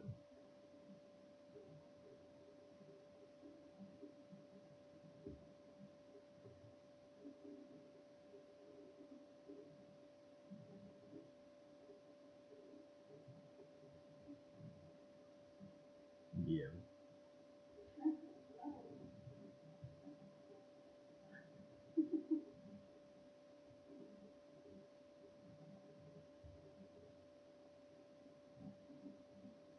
Anyway, I think it's neat. National L Society. National Longhorn Society. She's always pushing the oval team. Frau Blucher's always pushing the oval team? Wait, Waffle House has oval team?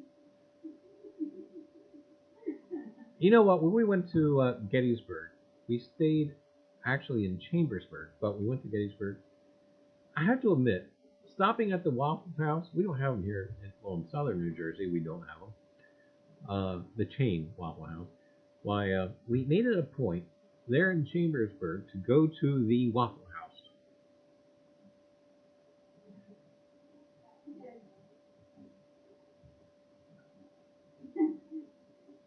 Little orphan Amy. National Lampoon Society. Okay, that works. NLS.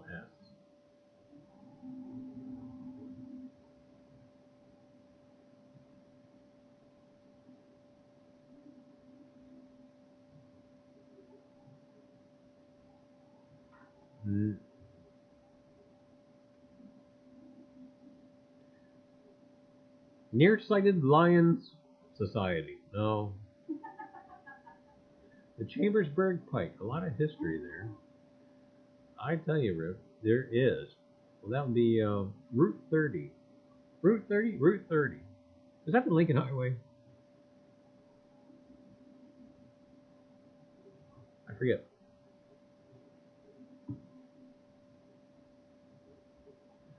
Think of all the wonderful stuff that's on the side of that road. Oh, yeah, and thanks for the love. Good night for real this time. All right, CT, have a great night. Get back to sleep, will you? And National Labor Service Commies. Oh, my goodness. Good night, CJ.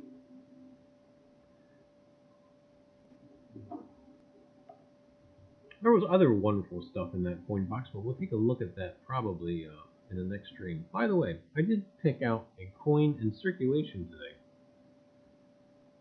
That's Sandy's hair. I picked out a 1954 nickel. And it looks like it's been in circulation every day since.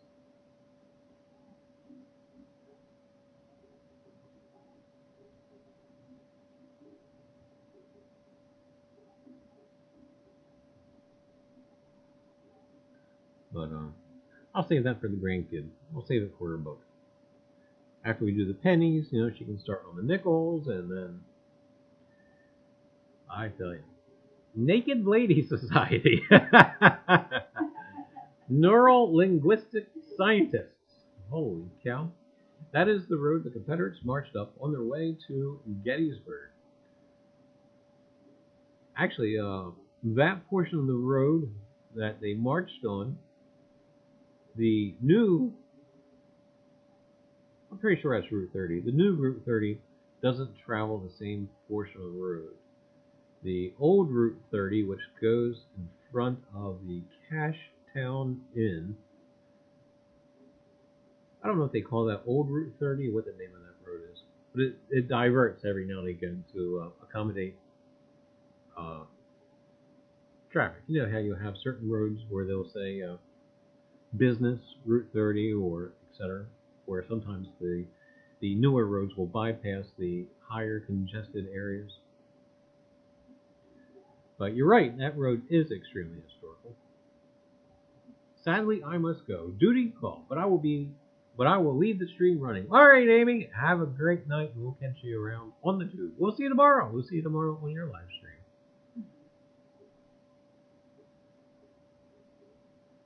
Amy going to the commode. Naval Logistics Seaman.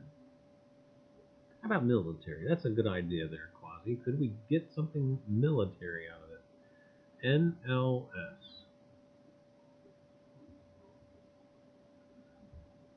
I like national. National. Could it be National Lions Society? National. Like a fraternity.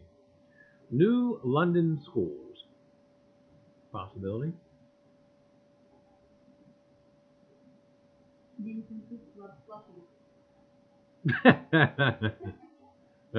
Was that in the chat or was that you? That was me. Nincompoops loves slushies. That's worth a merit badge.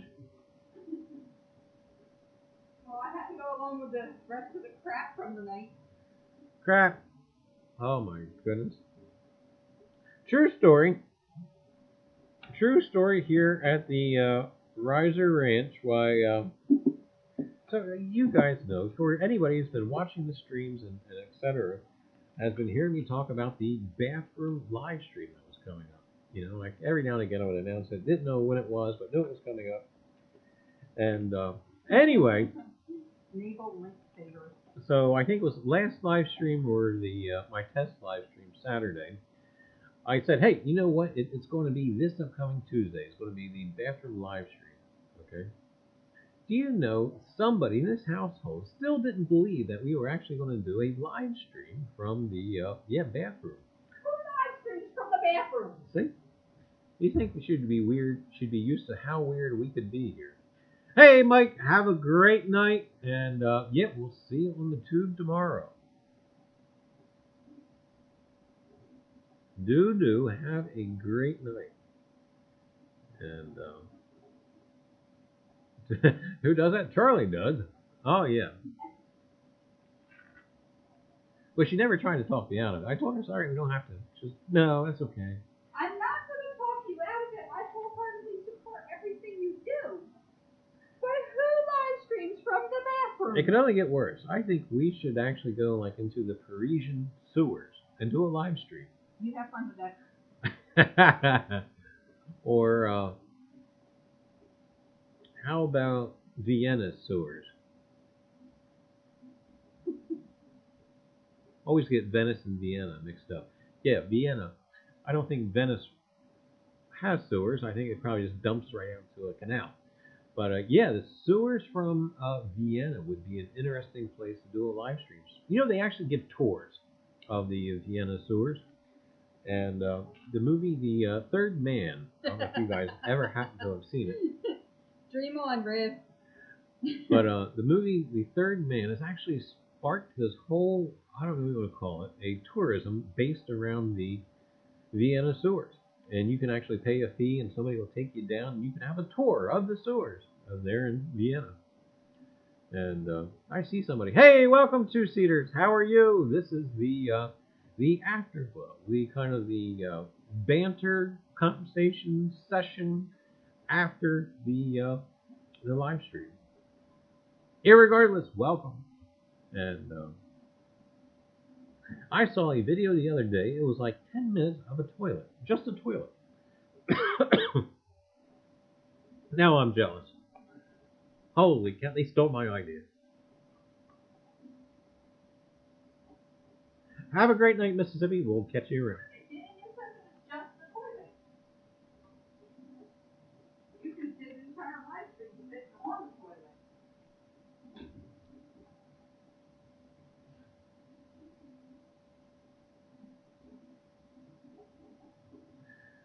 Greetings from Germany. Hey, Roger. How are you? Wow, it's either extremely late or extremely early. Either way, hey, how are you? Welcome to the afterglow portion of the live stream. This is where we just kind of get together, have a conversation or two, and chew the fat and whatnot. But welcome.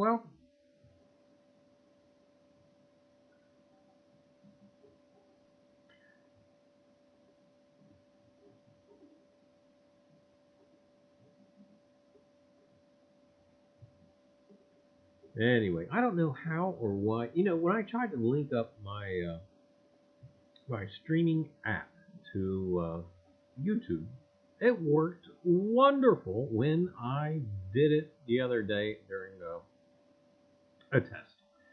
And I did some testing with it under the private mode just to see how I can decrease my CPU usage. And I had my XSplit broadcaster running, and I was linking up with YouTube just fine. So I thought, you know what, we're going to go ahead and give it a roll for tonight's live stream episode from the bathroom. I had a whole lot more stuff prepped in it than the title that you guys see now. But anyway, with that, for whatever reason, it would not link up. I tried to go live like I normally do, 10 minutes prior to 7 o'clock via YouTube, and it would not kick on. So I thought, all right, since I started at 7, it may not kick on until exactly 7 o'clock. But sure enough, 7 o'clock came along, it still would not kick on. So then it was like, all right, well, I'm just going to have to do our normal. But we'll get it worked out. Like I said, in a dinosaur in a digital age. Holy cow. And things change day by day. Oh my goodness. Even when I was getting down to brass tacks and trying to understand the CPU usage and what exactly uses it, you'd be surprised of how much stuff runs in the background of your computer while you're using it, which of course takes up memory, RAM, all that good jazz.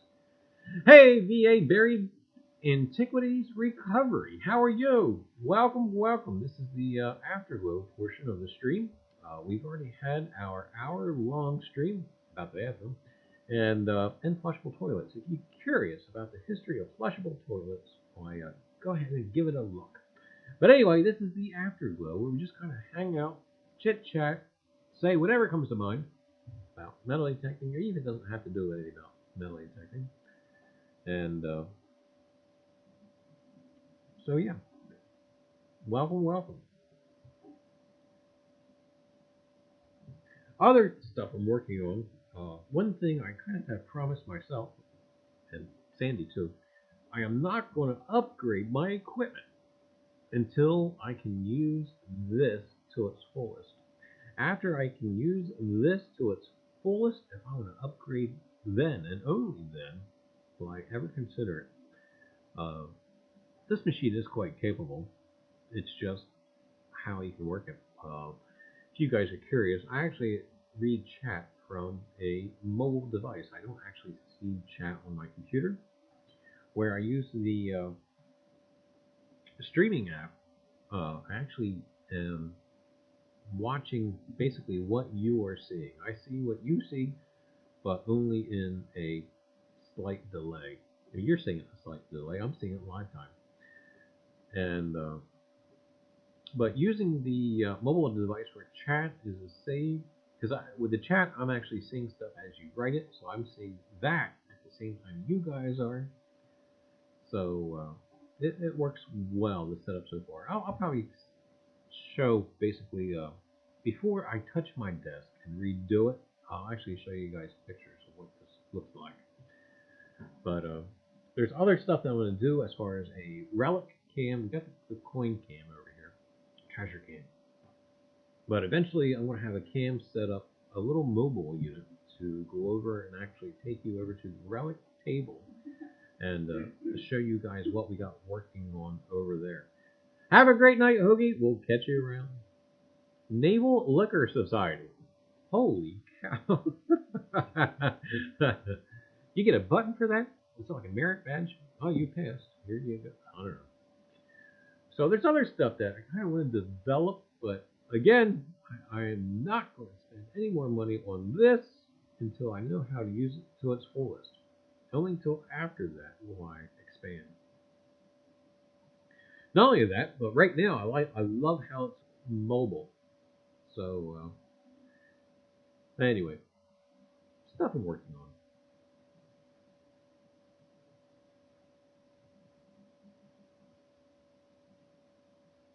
National League Series, Blockhead said.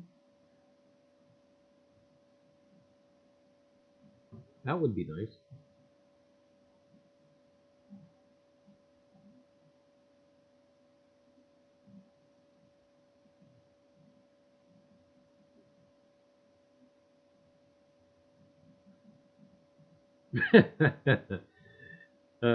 Shane says, is the 1907 the number of navels licked?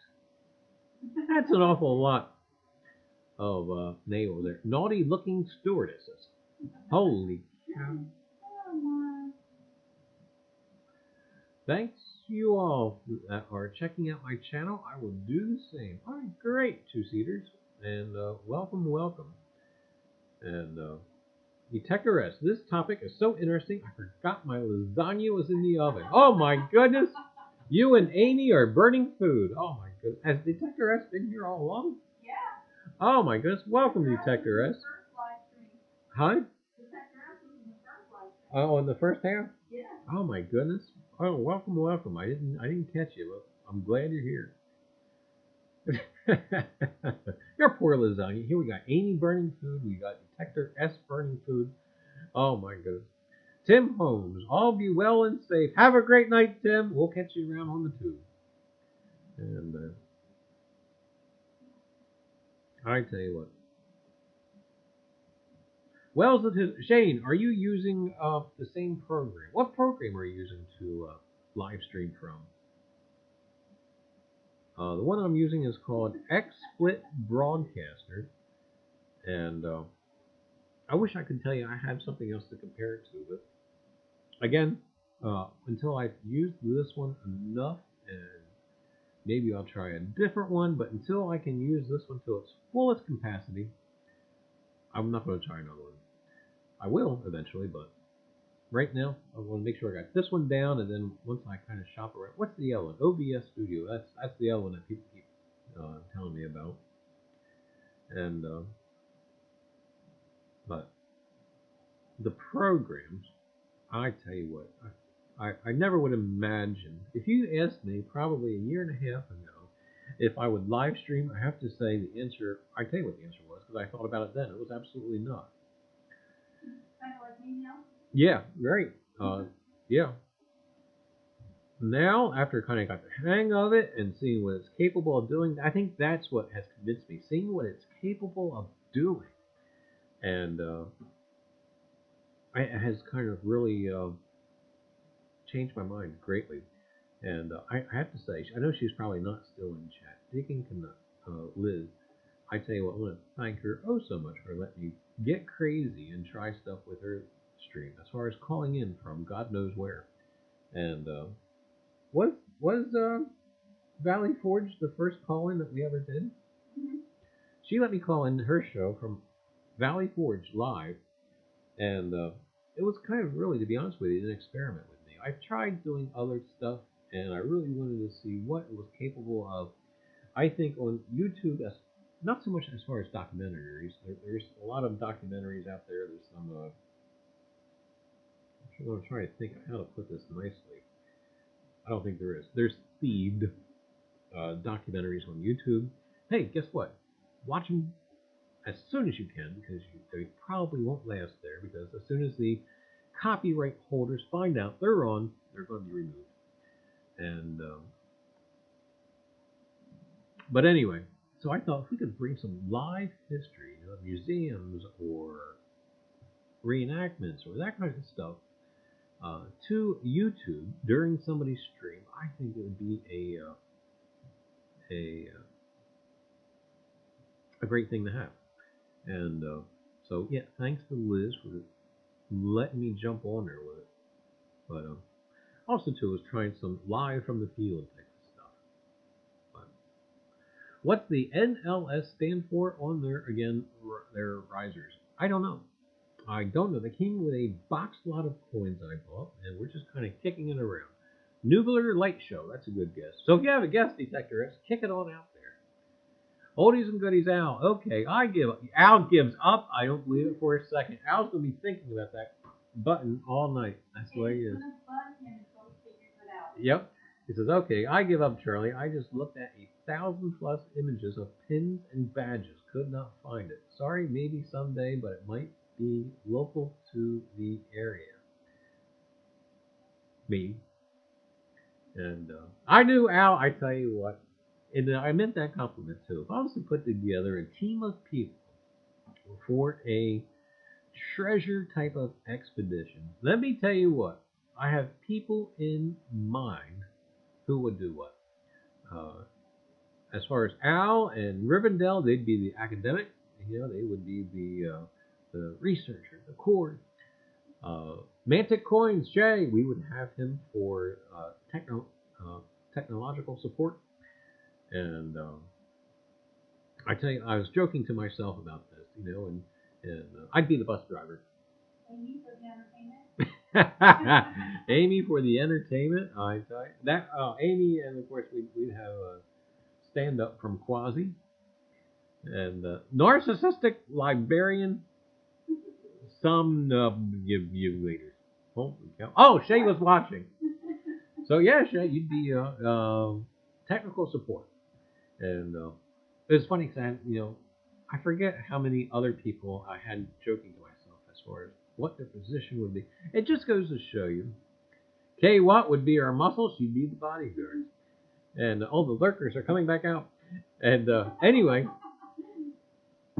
but it goes to show we all have our strengths and weaknesses, and different people specialize in different things. Hoosier's the muscle.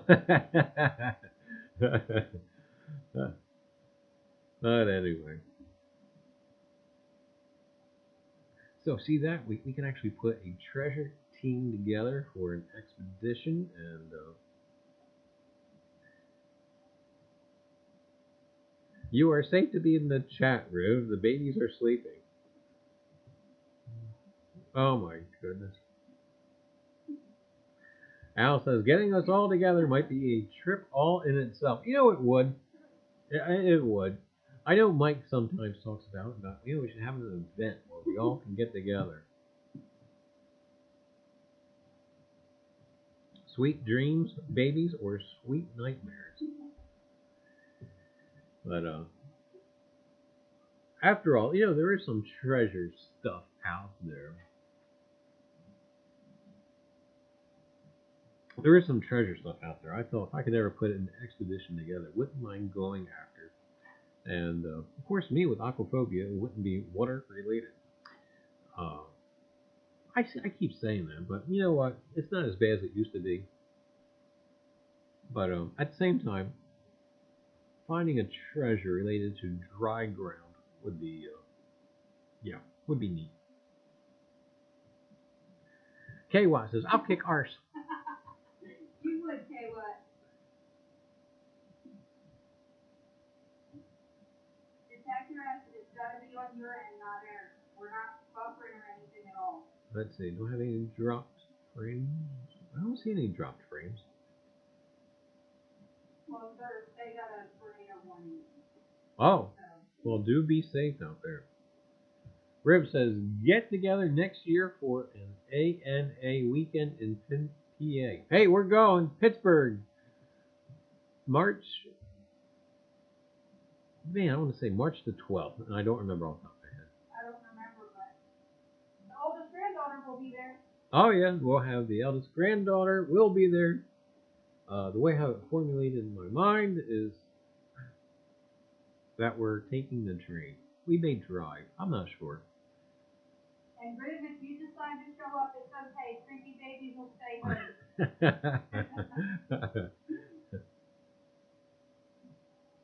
Not too far from you, who you're just saying.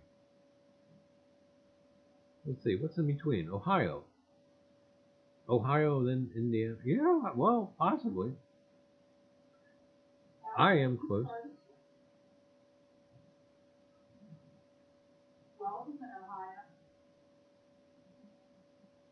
Shane's in Ohio? Yeah. I am close, LOL. Al, I don't think I know where you are from. I thought you were from Massachusetts. I don't know why I thought that.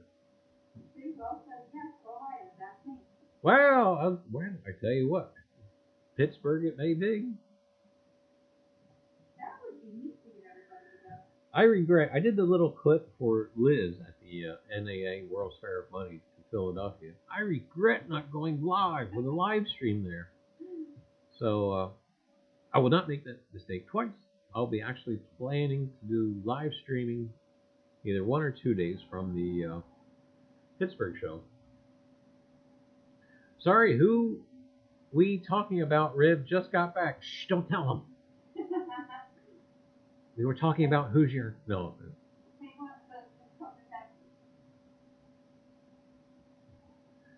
What would Adriana's role be in this endeavor, Shay? I could like how about pecan pie maker? That would be Adriana's role. No, I'm kidding. Chris said she could locate the frappuccinos.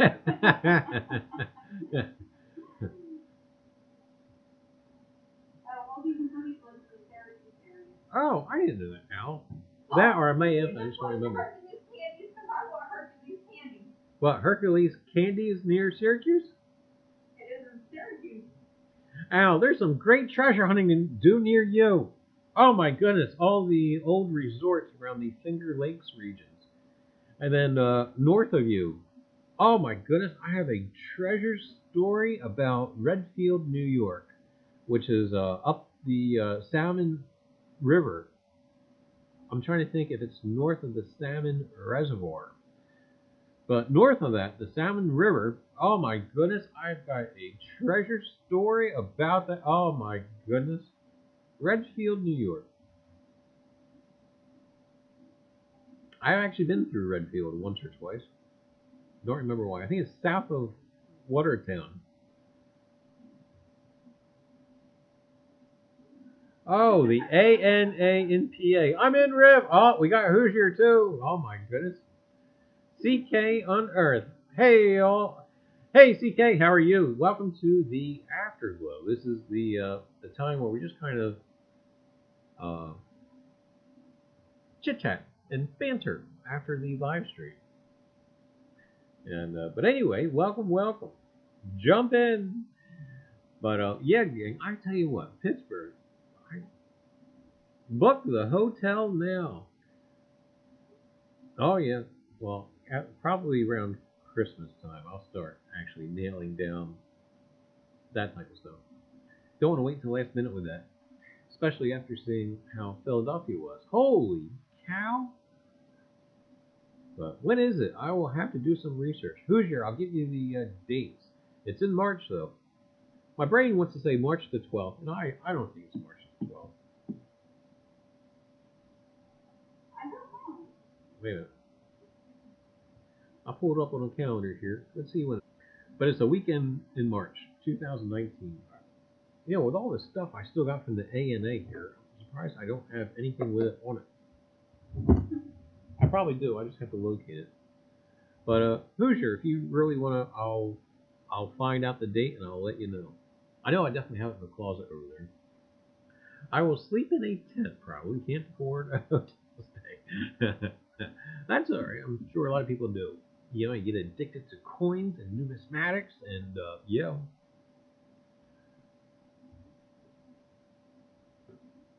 No one keeps me in line, Riv. Oh my goodness. Wow, that was weird. That kind of like the screen flashed. I don't know what that was. Where in PA is it? It's in Harrisburg.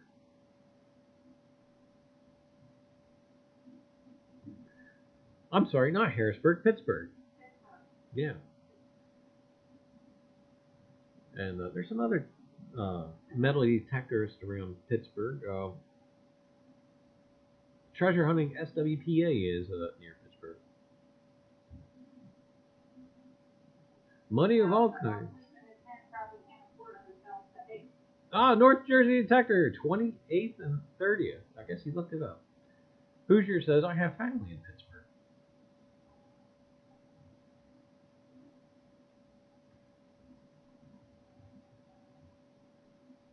But I don't know what the game plan is as of yet. I don't know if it's...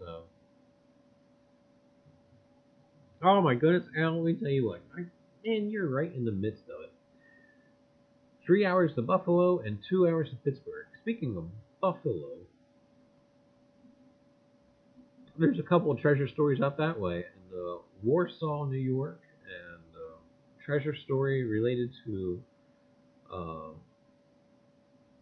Nope, not going to remember the name of it. Portageville, yes I will. Portageville, New York. There's a treasure story related to that. And what a great area. Great area as far as the Revolutionary War, believe it or not, with the Six Nations and all that good jazz. And Mary Jameson and all that stuff. Mary Jameson was, I guess, I might be wrong with the story, and forgive me. You have to do your own research. Mary Jameson was a girl who was kidnapped by the Indians, and if I remember correctly, she eventually became like a chief, and that would have been like in the latter 17 or early 1800s. There is a ton of stories, just like the Loomis gang, etc. I tell you what.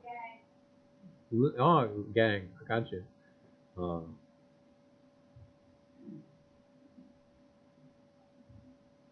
I tell you what. I love the stories. I think the stories are fascinating. The things I love about the stories, whether they're folklore or fact, is that even the folklore, somewheres, has a base to it. And usually that base is some sort of factual information, and you can build from there. Either way, the research. You are researching history when you research the folklore. And I think one of the funniest bits of a treasure story or treasure hunt, whatever you want to call it. In a novel, this one guy actually has the Shipwreck Museum in Fenwick Island, Delaware. Well, the story goes that this novel basically depicts of a story of where treasure is buried. The treasure hunter, the guy who has this museum, follows the steps in the novel. That's right, a book that was marketed to sale. Everybody had it. But he follows the steps inside the book as far as where this treasure is buried. And don't you know this guy finds, I don't remember exactly what the treasure is, but we'll just say a whole lot of treasure, where this book basically gave directions where to go. Craziest thing. But you just never ever know.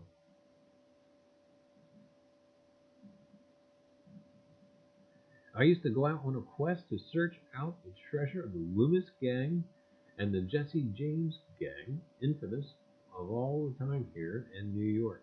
Wow, that's great. Jesse James, I tell you.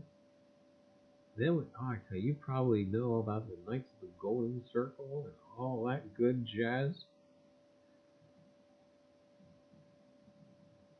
Just checked orbits. New Hampshire to Pittsburgh round trip flight, $250.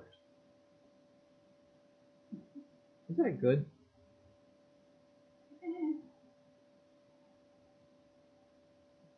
I think you could get it cheaper.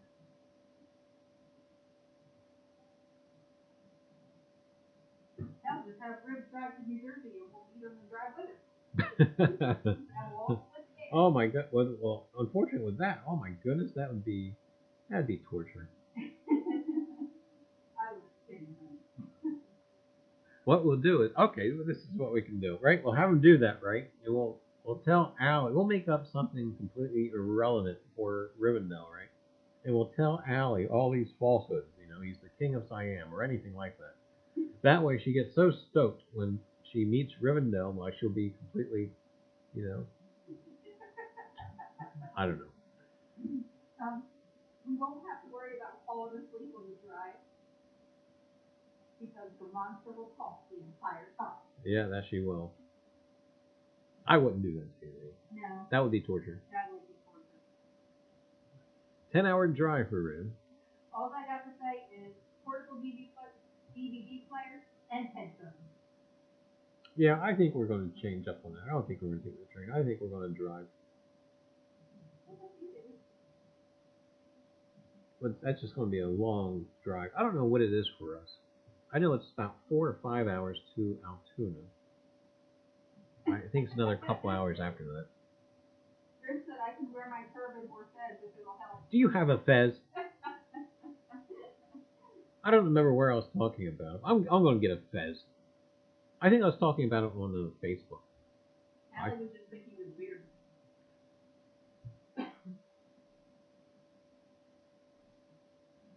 6 hours across PA. Hoosier says that? Wow, so yeah, it's about the same for everybody. North Jersey detector said it's about a 10-hour drive for Ruth.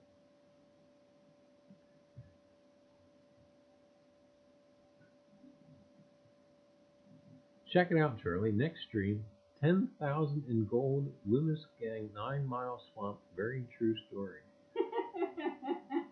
I will. Oh my goodness.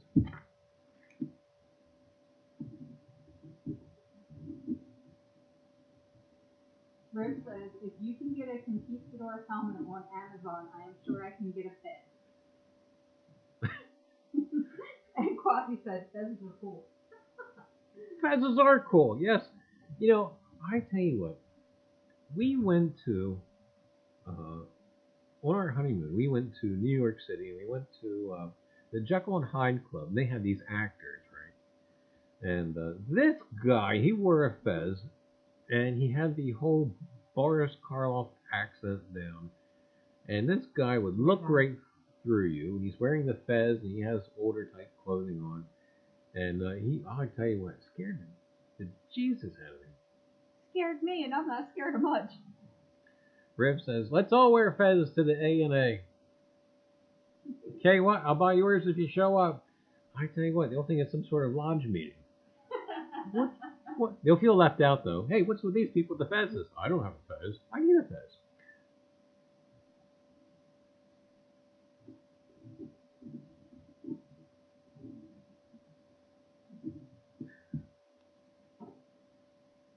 All right, Al, I wrote myself down a reminder, so I will not miss it. Or look at it. Because, I got to, oh my goodness, I got to write everything down.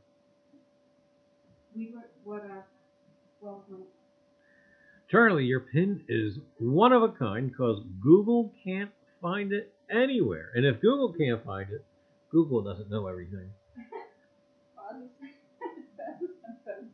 Let me tell you what, Google doesn't know everything. And that's one thing where I implore people, as far as metal detecting, treasure hunting, or even the treasure that you acquire through research, that sometimes your local library will definitely know more than Google, especially about specialized items, or your historical society.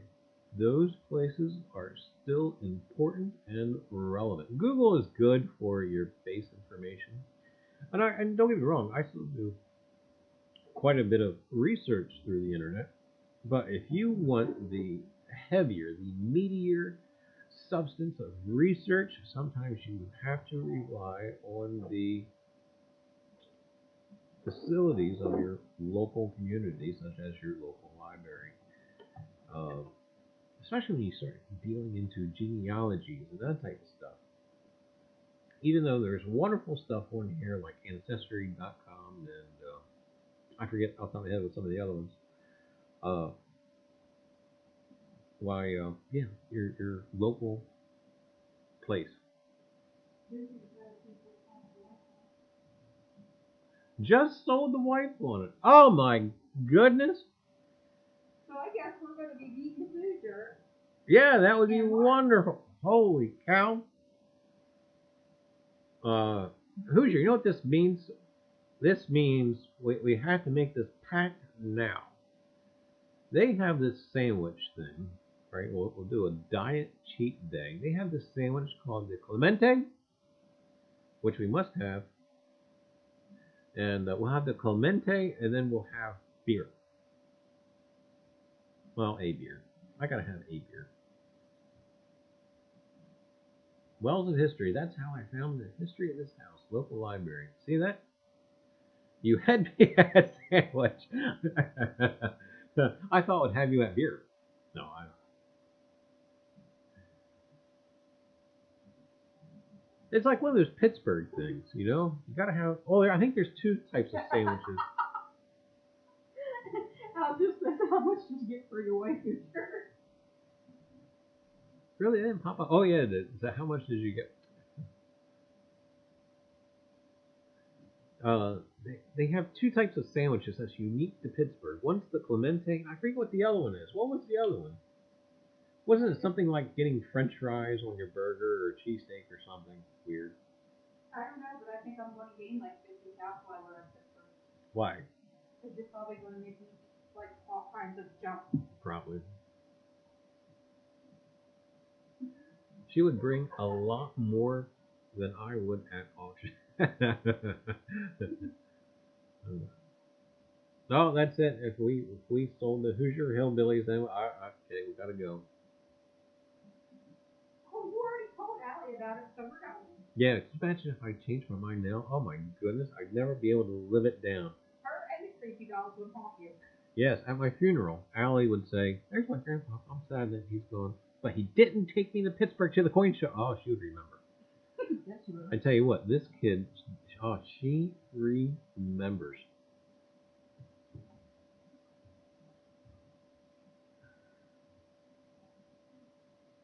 That's where I got a lot of that info, Sandy. I tell you, libraries. Oh my goodness, the historical society. The thing I love about the historical society, okay, librarians are paid to be there. They have to give you an answer because it's their job. However, a lot of your historical societies are usually run by volunteers, docents, and these people are there because they have a passion for whatever it is that they're talking about or handling or etc. Sometimes you can do far better at the historical societies just because of that. Hoosier be doing dishes tomorrow if his wife catches him talking like that. Blackmail. That's it. Who's going to let Mrs. Hoosier know?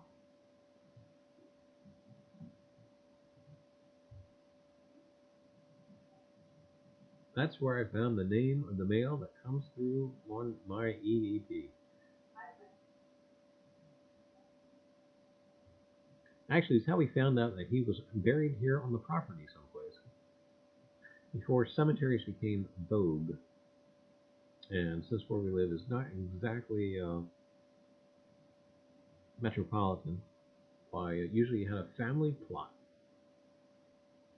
And yeah, he made it in the ground, but his wife and children are actually buried in a churchyard, somewhat relative to the house.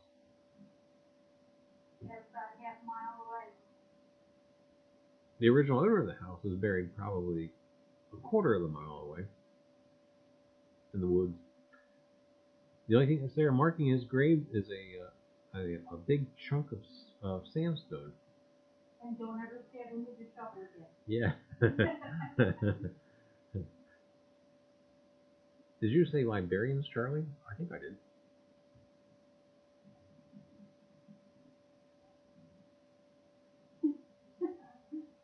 Riv, you are coming, right? Oh, are we going to get it to the middle? And Pittsburgh has an airport. It'll be March. Oh my goodness, can you imagine the weather for March in Pittsburgh?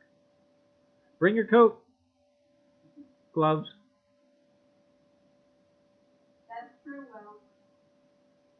If I can get the time off from school. Gloves, coat, hat, scarf. Oh yeah, that's going to be cold. Oh my goodness.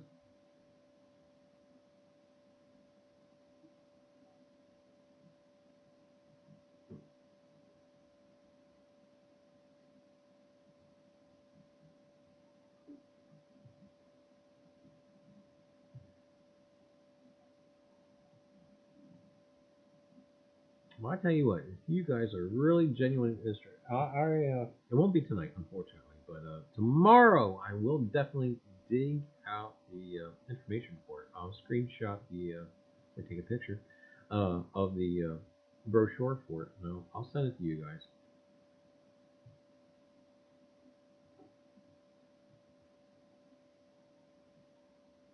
But I know I'm already excited about it. I tell you what, when we did the World's Fair of Money, we were on the freebie day. Saturday was the freebie day. I would have paid happily to go to that show. Oh my goodness! I mean, you guys only seen the highlights of it, but holy cow! I tell you, what a great show. So hopefully the Pittsburgh show will mirror that show in Philadelphia.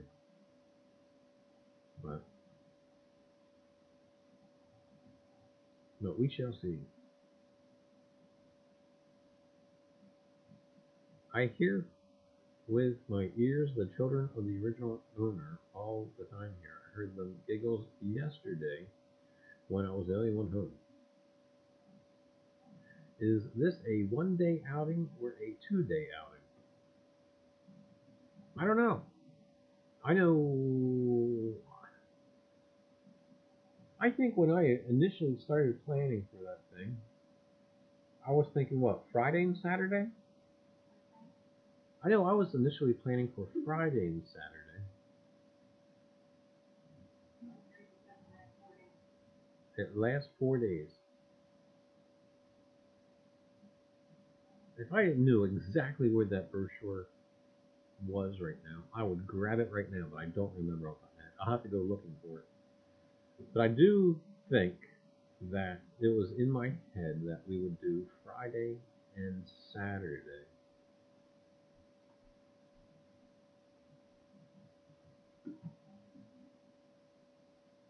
Table. Last day of the show, you have hours, and there was just so much stuff to look at. I tried to put the link up, but it wouldn't allow me. Wait, North Jersey, wait. We'll see if we can fix that. Huh?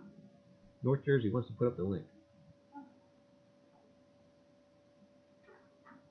Then that means I don't have to get through here, do I? Wait a minute.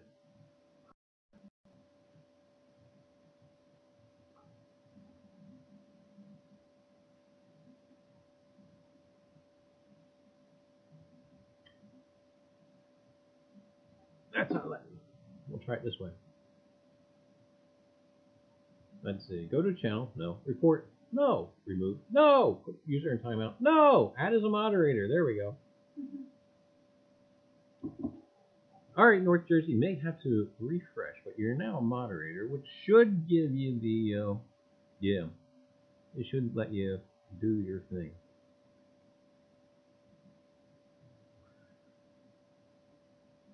North Jersey detector, you coming? Maybe. Let's see, Rivendell says, fly in the pit on Thursday night, depart on Saturday night, as long as I am not arrested for drooling on coins. No, drool. Yeah, they didn't mind so much I drool on coins as long as I thought them.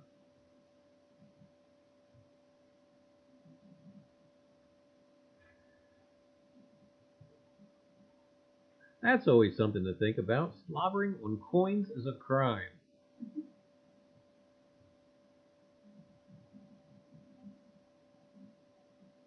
Oh my goodness, we just made, oh wait, maybe we should have thought about that before I did it. We just made North Jersey Detector a moderator. Wait until KWAT finds out. Oh my goodness, holy cow.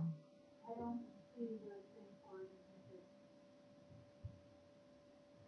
Fly in the pit on Thursday night, depart on Saturday night, as long as I'm not arrested. Thanks so much for putting that up there, North Jersey. I appreciate it. Oh, he says, ha ha ha, I have the power.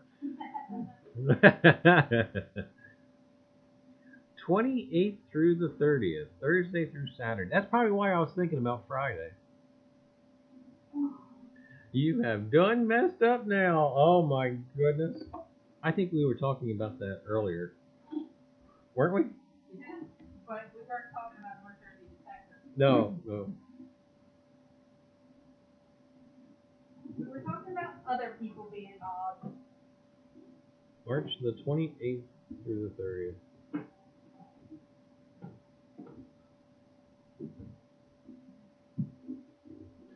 And the freebies. Holy cow. I tell you what. I am still going through materials. You'll see every now and again. I mean, the freebies, the stuff you can get, the magazines and brochures and even books. Holy cow. I tell you what. What a great place. I tell you what, I had a great time.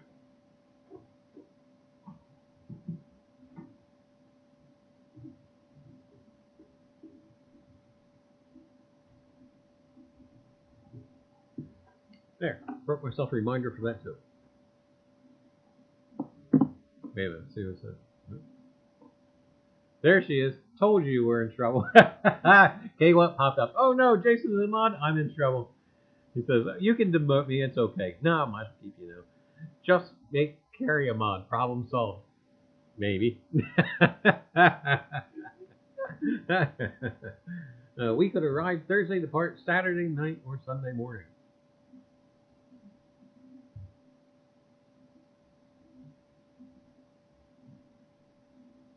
Also, too, it's March. March in Pittsburgh. Weather's going to play a little bit into this thing. Not so much temperature as white stuff. Hopefully that will stay away. But even still, I mean, with the weather, like anything else, you got to plan around it a little bit. For those who are driving, really, I mean, if they're calling for snow, you either got to go before the storm or after. We'll be inside.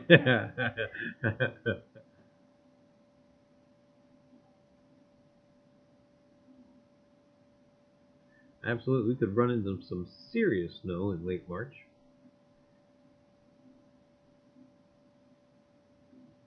North Jersey said it's only a 6-hour drive for me, but I work weekends, so I'll need to know it so I can get off. Alright, y'all, I gotta run Griffin off to bed. Been a great time. See you all in the next one. Alright, Shane, have a great night, and we'll catch you around on the tube. We'll probably see you tomorrow at Amy's. Worst part of the drive is State College area. You go up the mountains. That it is. We'll need another charity auction.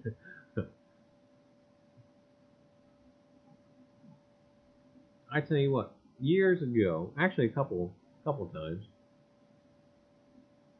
I was just going to say, a couple of times I've actually been caught in storms, and once with a 4-wheel drive, and it did not matter. I mean, this was in north central PA, and it was coming down sideways, and the roads were freezing, not just freezing. We're talking ice freezing. And so a bad accident. A convertible had rolled, and of course, when you roll a convertible with no kind of roofing or frame, that does not end well.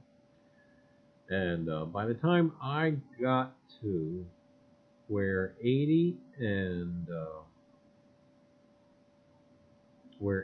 the Pennsylvania Turnpike intersect, that was it. I was plowing snow with the axles of the truck, and I thought, this is not going to bode well. It's either find a place to stay or it says I'm at Lockhaven area. I'm not sure if I know Lockhaven or not. Also, another time I was actually driving a convertible in northern New York, and actually twice. Once I followed a storm. That was never good. I couldn't just get ahead of it either. And I followed a storm.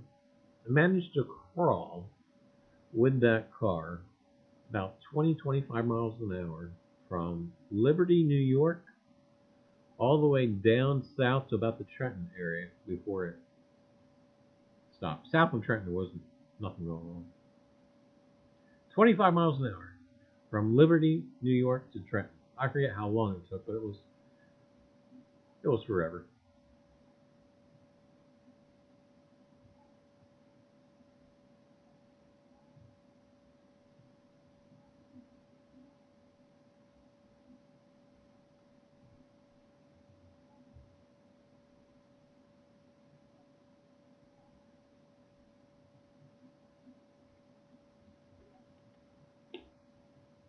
Holy cow, he's making plans. Hampton Inn, downtown Pittsburgh, 0.2 miles from the convention center, $187 a night.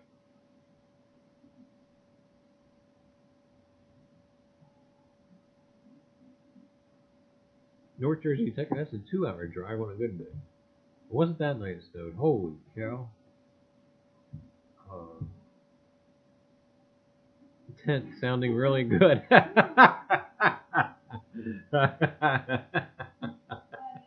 What?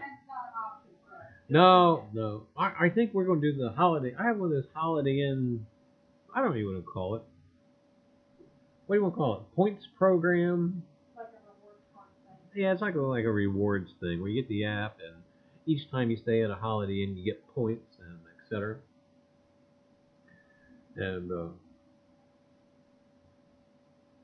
I think we could rent an Airstream. That would be fun. A party wagon. And and I forget what the prices were for the Holiday Inn. Usually what I do half cash, half points. And it usually knocks it down to like $60.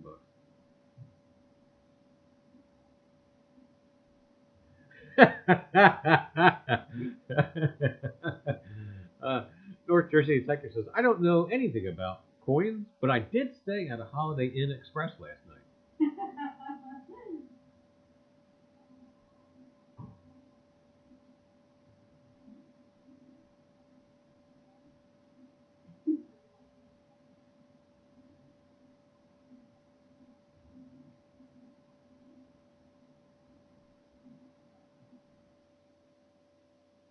We could rent an Airstream. Could you imagine taking a... what were you park an RV near Pittsburgh? $60 a night. Does that room include a bed, or do you have to sleep on the floor? I tell you what, Rip, every now and again we get free rooms. Just because you accumulate your points. They actually have some of these talking about things we do in the toilet. Usually every other morning I'll do one survey, and through this points reward program, right? If you do a survey, they'll give you X amount of points on your program thing. Well, every other morning, as somebody gets ready for work, etc., I'll do one of these surveys to accumulate the points for this thing, right? Not doing anything else. You're waking up, whatever. So we'll do the survey. They'll ask you strange questions, you know. You, as the owner of a business, will you buy AT&T over Verizon? Whatever. It's a nonsense survey. But they'll give you 90 points on your rewards thing. Well, you slowly accumulate them, you know, for free. And I tell you what, I think we're pretty close to a free room now, which I think I'm going to use going to Connecticut. I'm going to go up and see Mike and take Sandy to see the Twain House. And I'll use the free room there. And then through the course up until March, I'll keep building up my points again.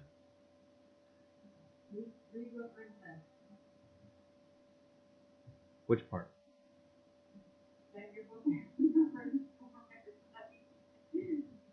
I missed it somewhere.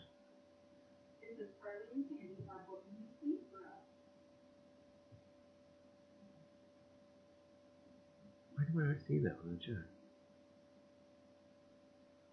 If it has a bed, it most definitely included bed bugs for $60 a night. Well, it's actually like it'll probably be like $187, but I'll use my points to knock down the price. Oh, Save Rip says, oh, you combo it with points. Charlie and Sandy are booking the suites for us. Uh-oh. North Jersey Detector. I have a friend that lives in Pittsburgh. Uh-oh, there you go.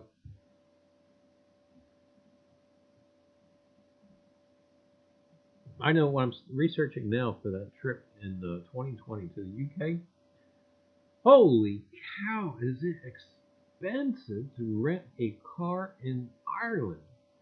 For a 3-day rental car, we're talking compact, right?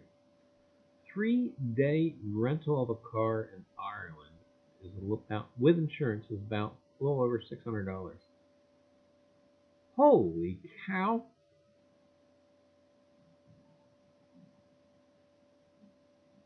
But too, hey, guess what? They have a Holiday Inn in Belfast, so we'll be able to use the points while we're over in the UK too. Excited about that. It's time to start accumulating the points.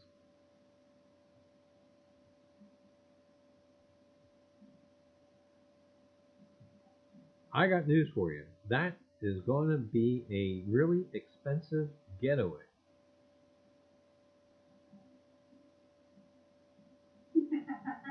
Yes, or if I was walking through the house. I just saw someone in a movie behind you, but it was Sandy. I hope. Yes, that was her. You never know.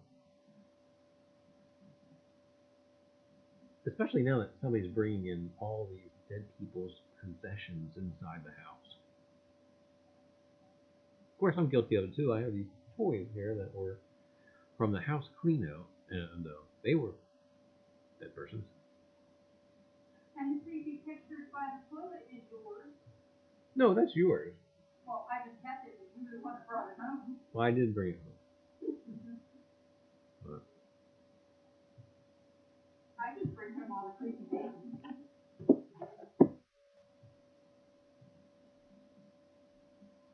My brother rented a standard shift compact in England. Worst experience ever, he said. Try and get an automatic. That's one of the things I worry about, because you're shifting with your left hand. Well, this is my left hand, by the way. I know everything's backwards or whatever. But anyway, shifting with my left hand, and then are the gears backwards as well? Is first closest to your knee, or is first gear still, I don't know. I'll be learning by the seat of our pants.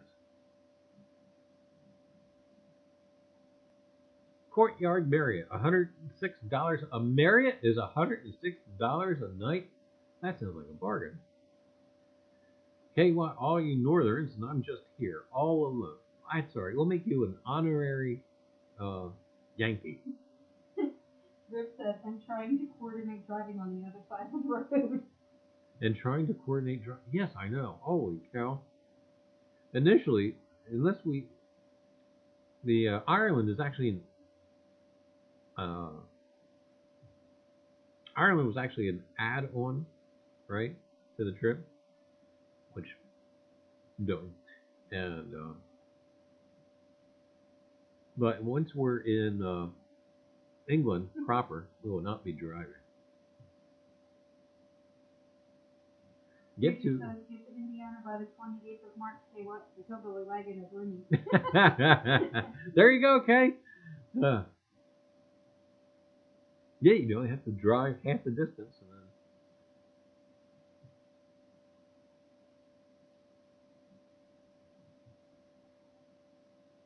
you got to ride the rest of the way.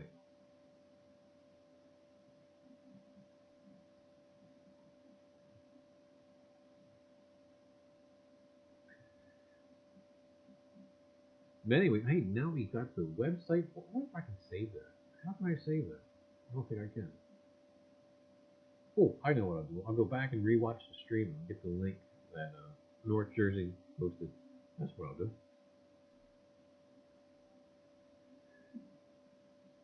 No excuse now, K-Watt. Just bring Hoosiers some Texas barbecue. And Dr. Pepper. Dr. Pepper in a bottle. It's going to be cheat weekend anyway on diet. So, yeah, Dr. Pepper in a bottle. Of course, I'll save one for put on the shelf.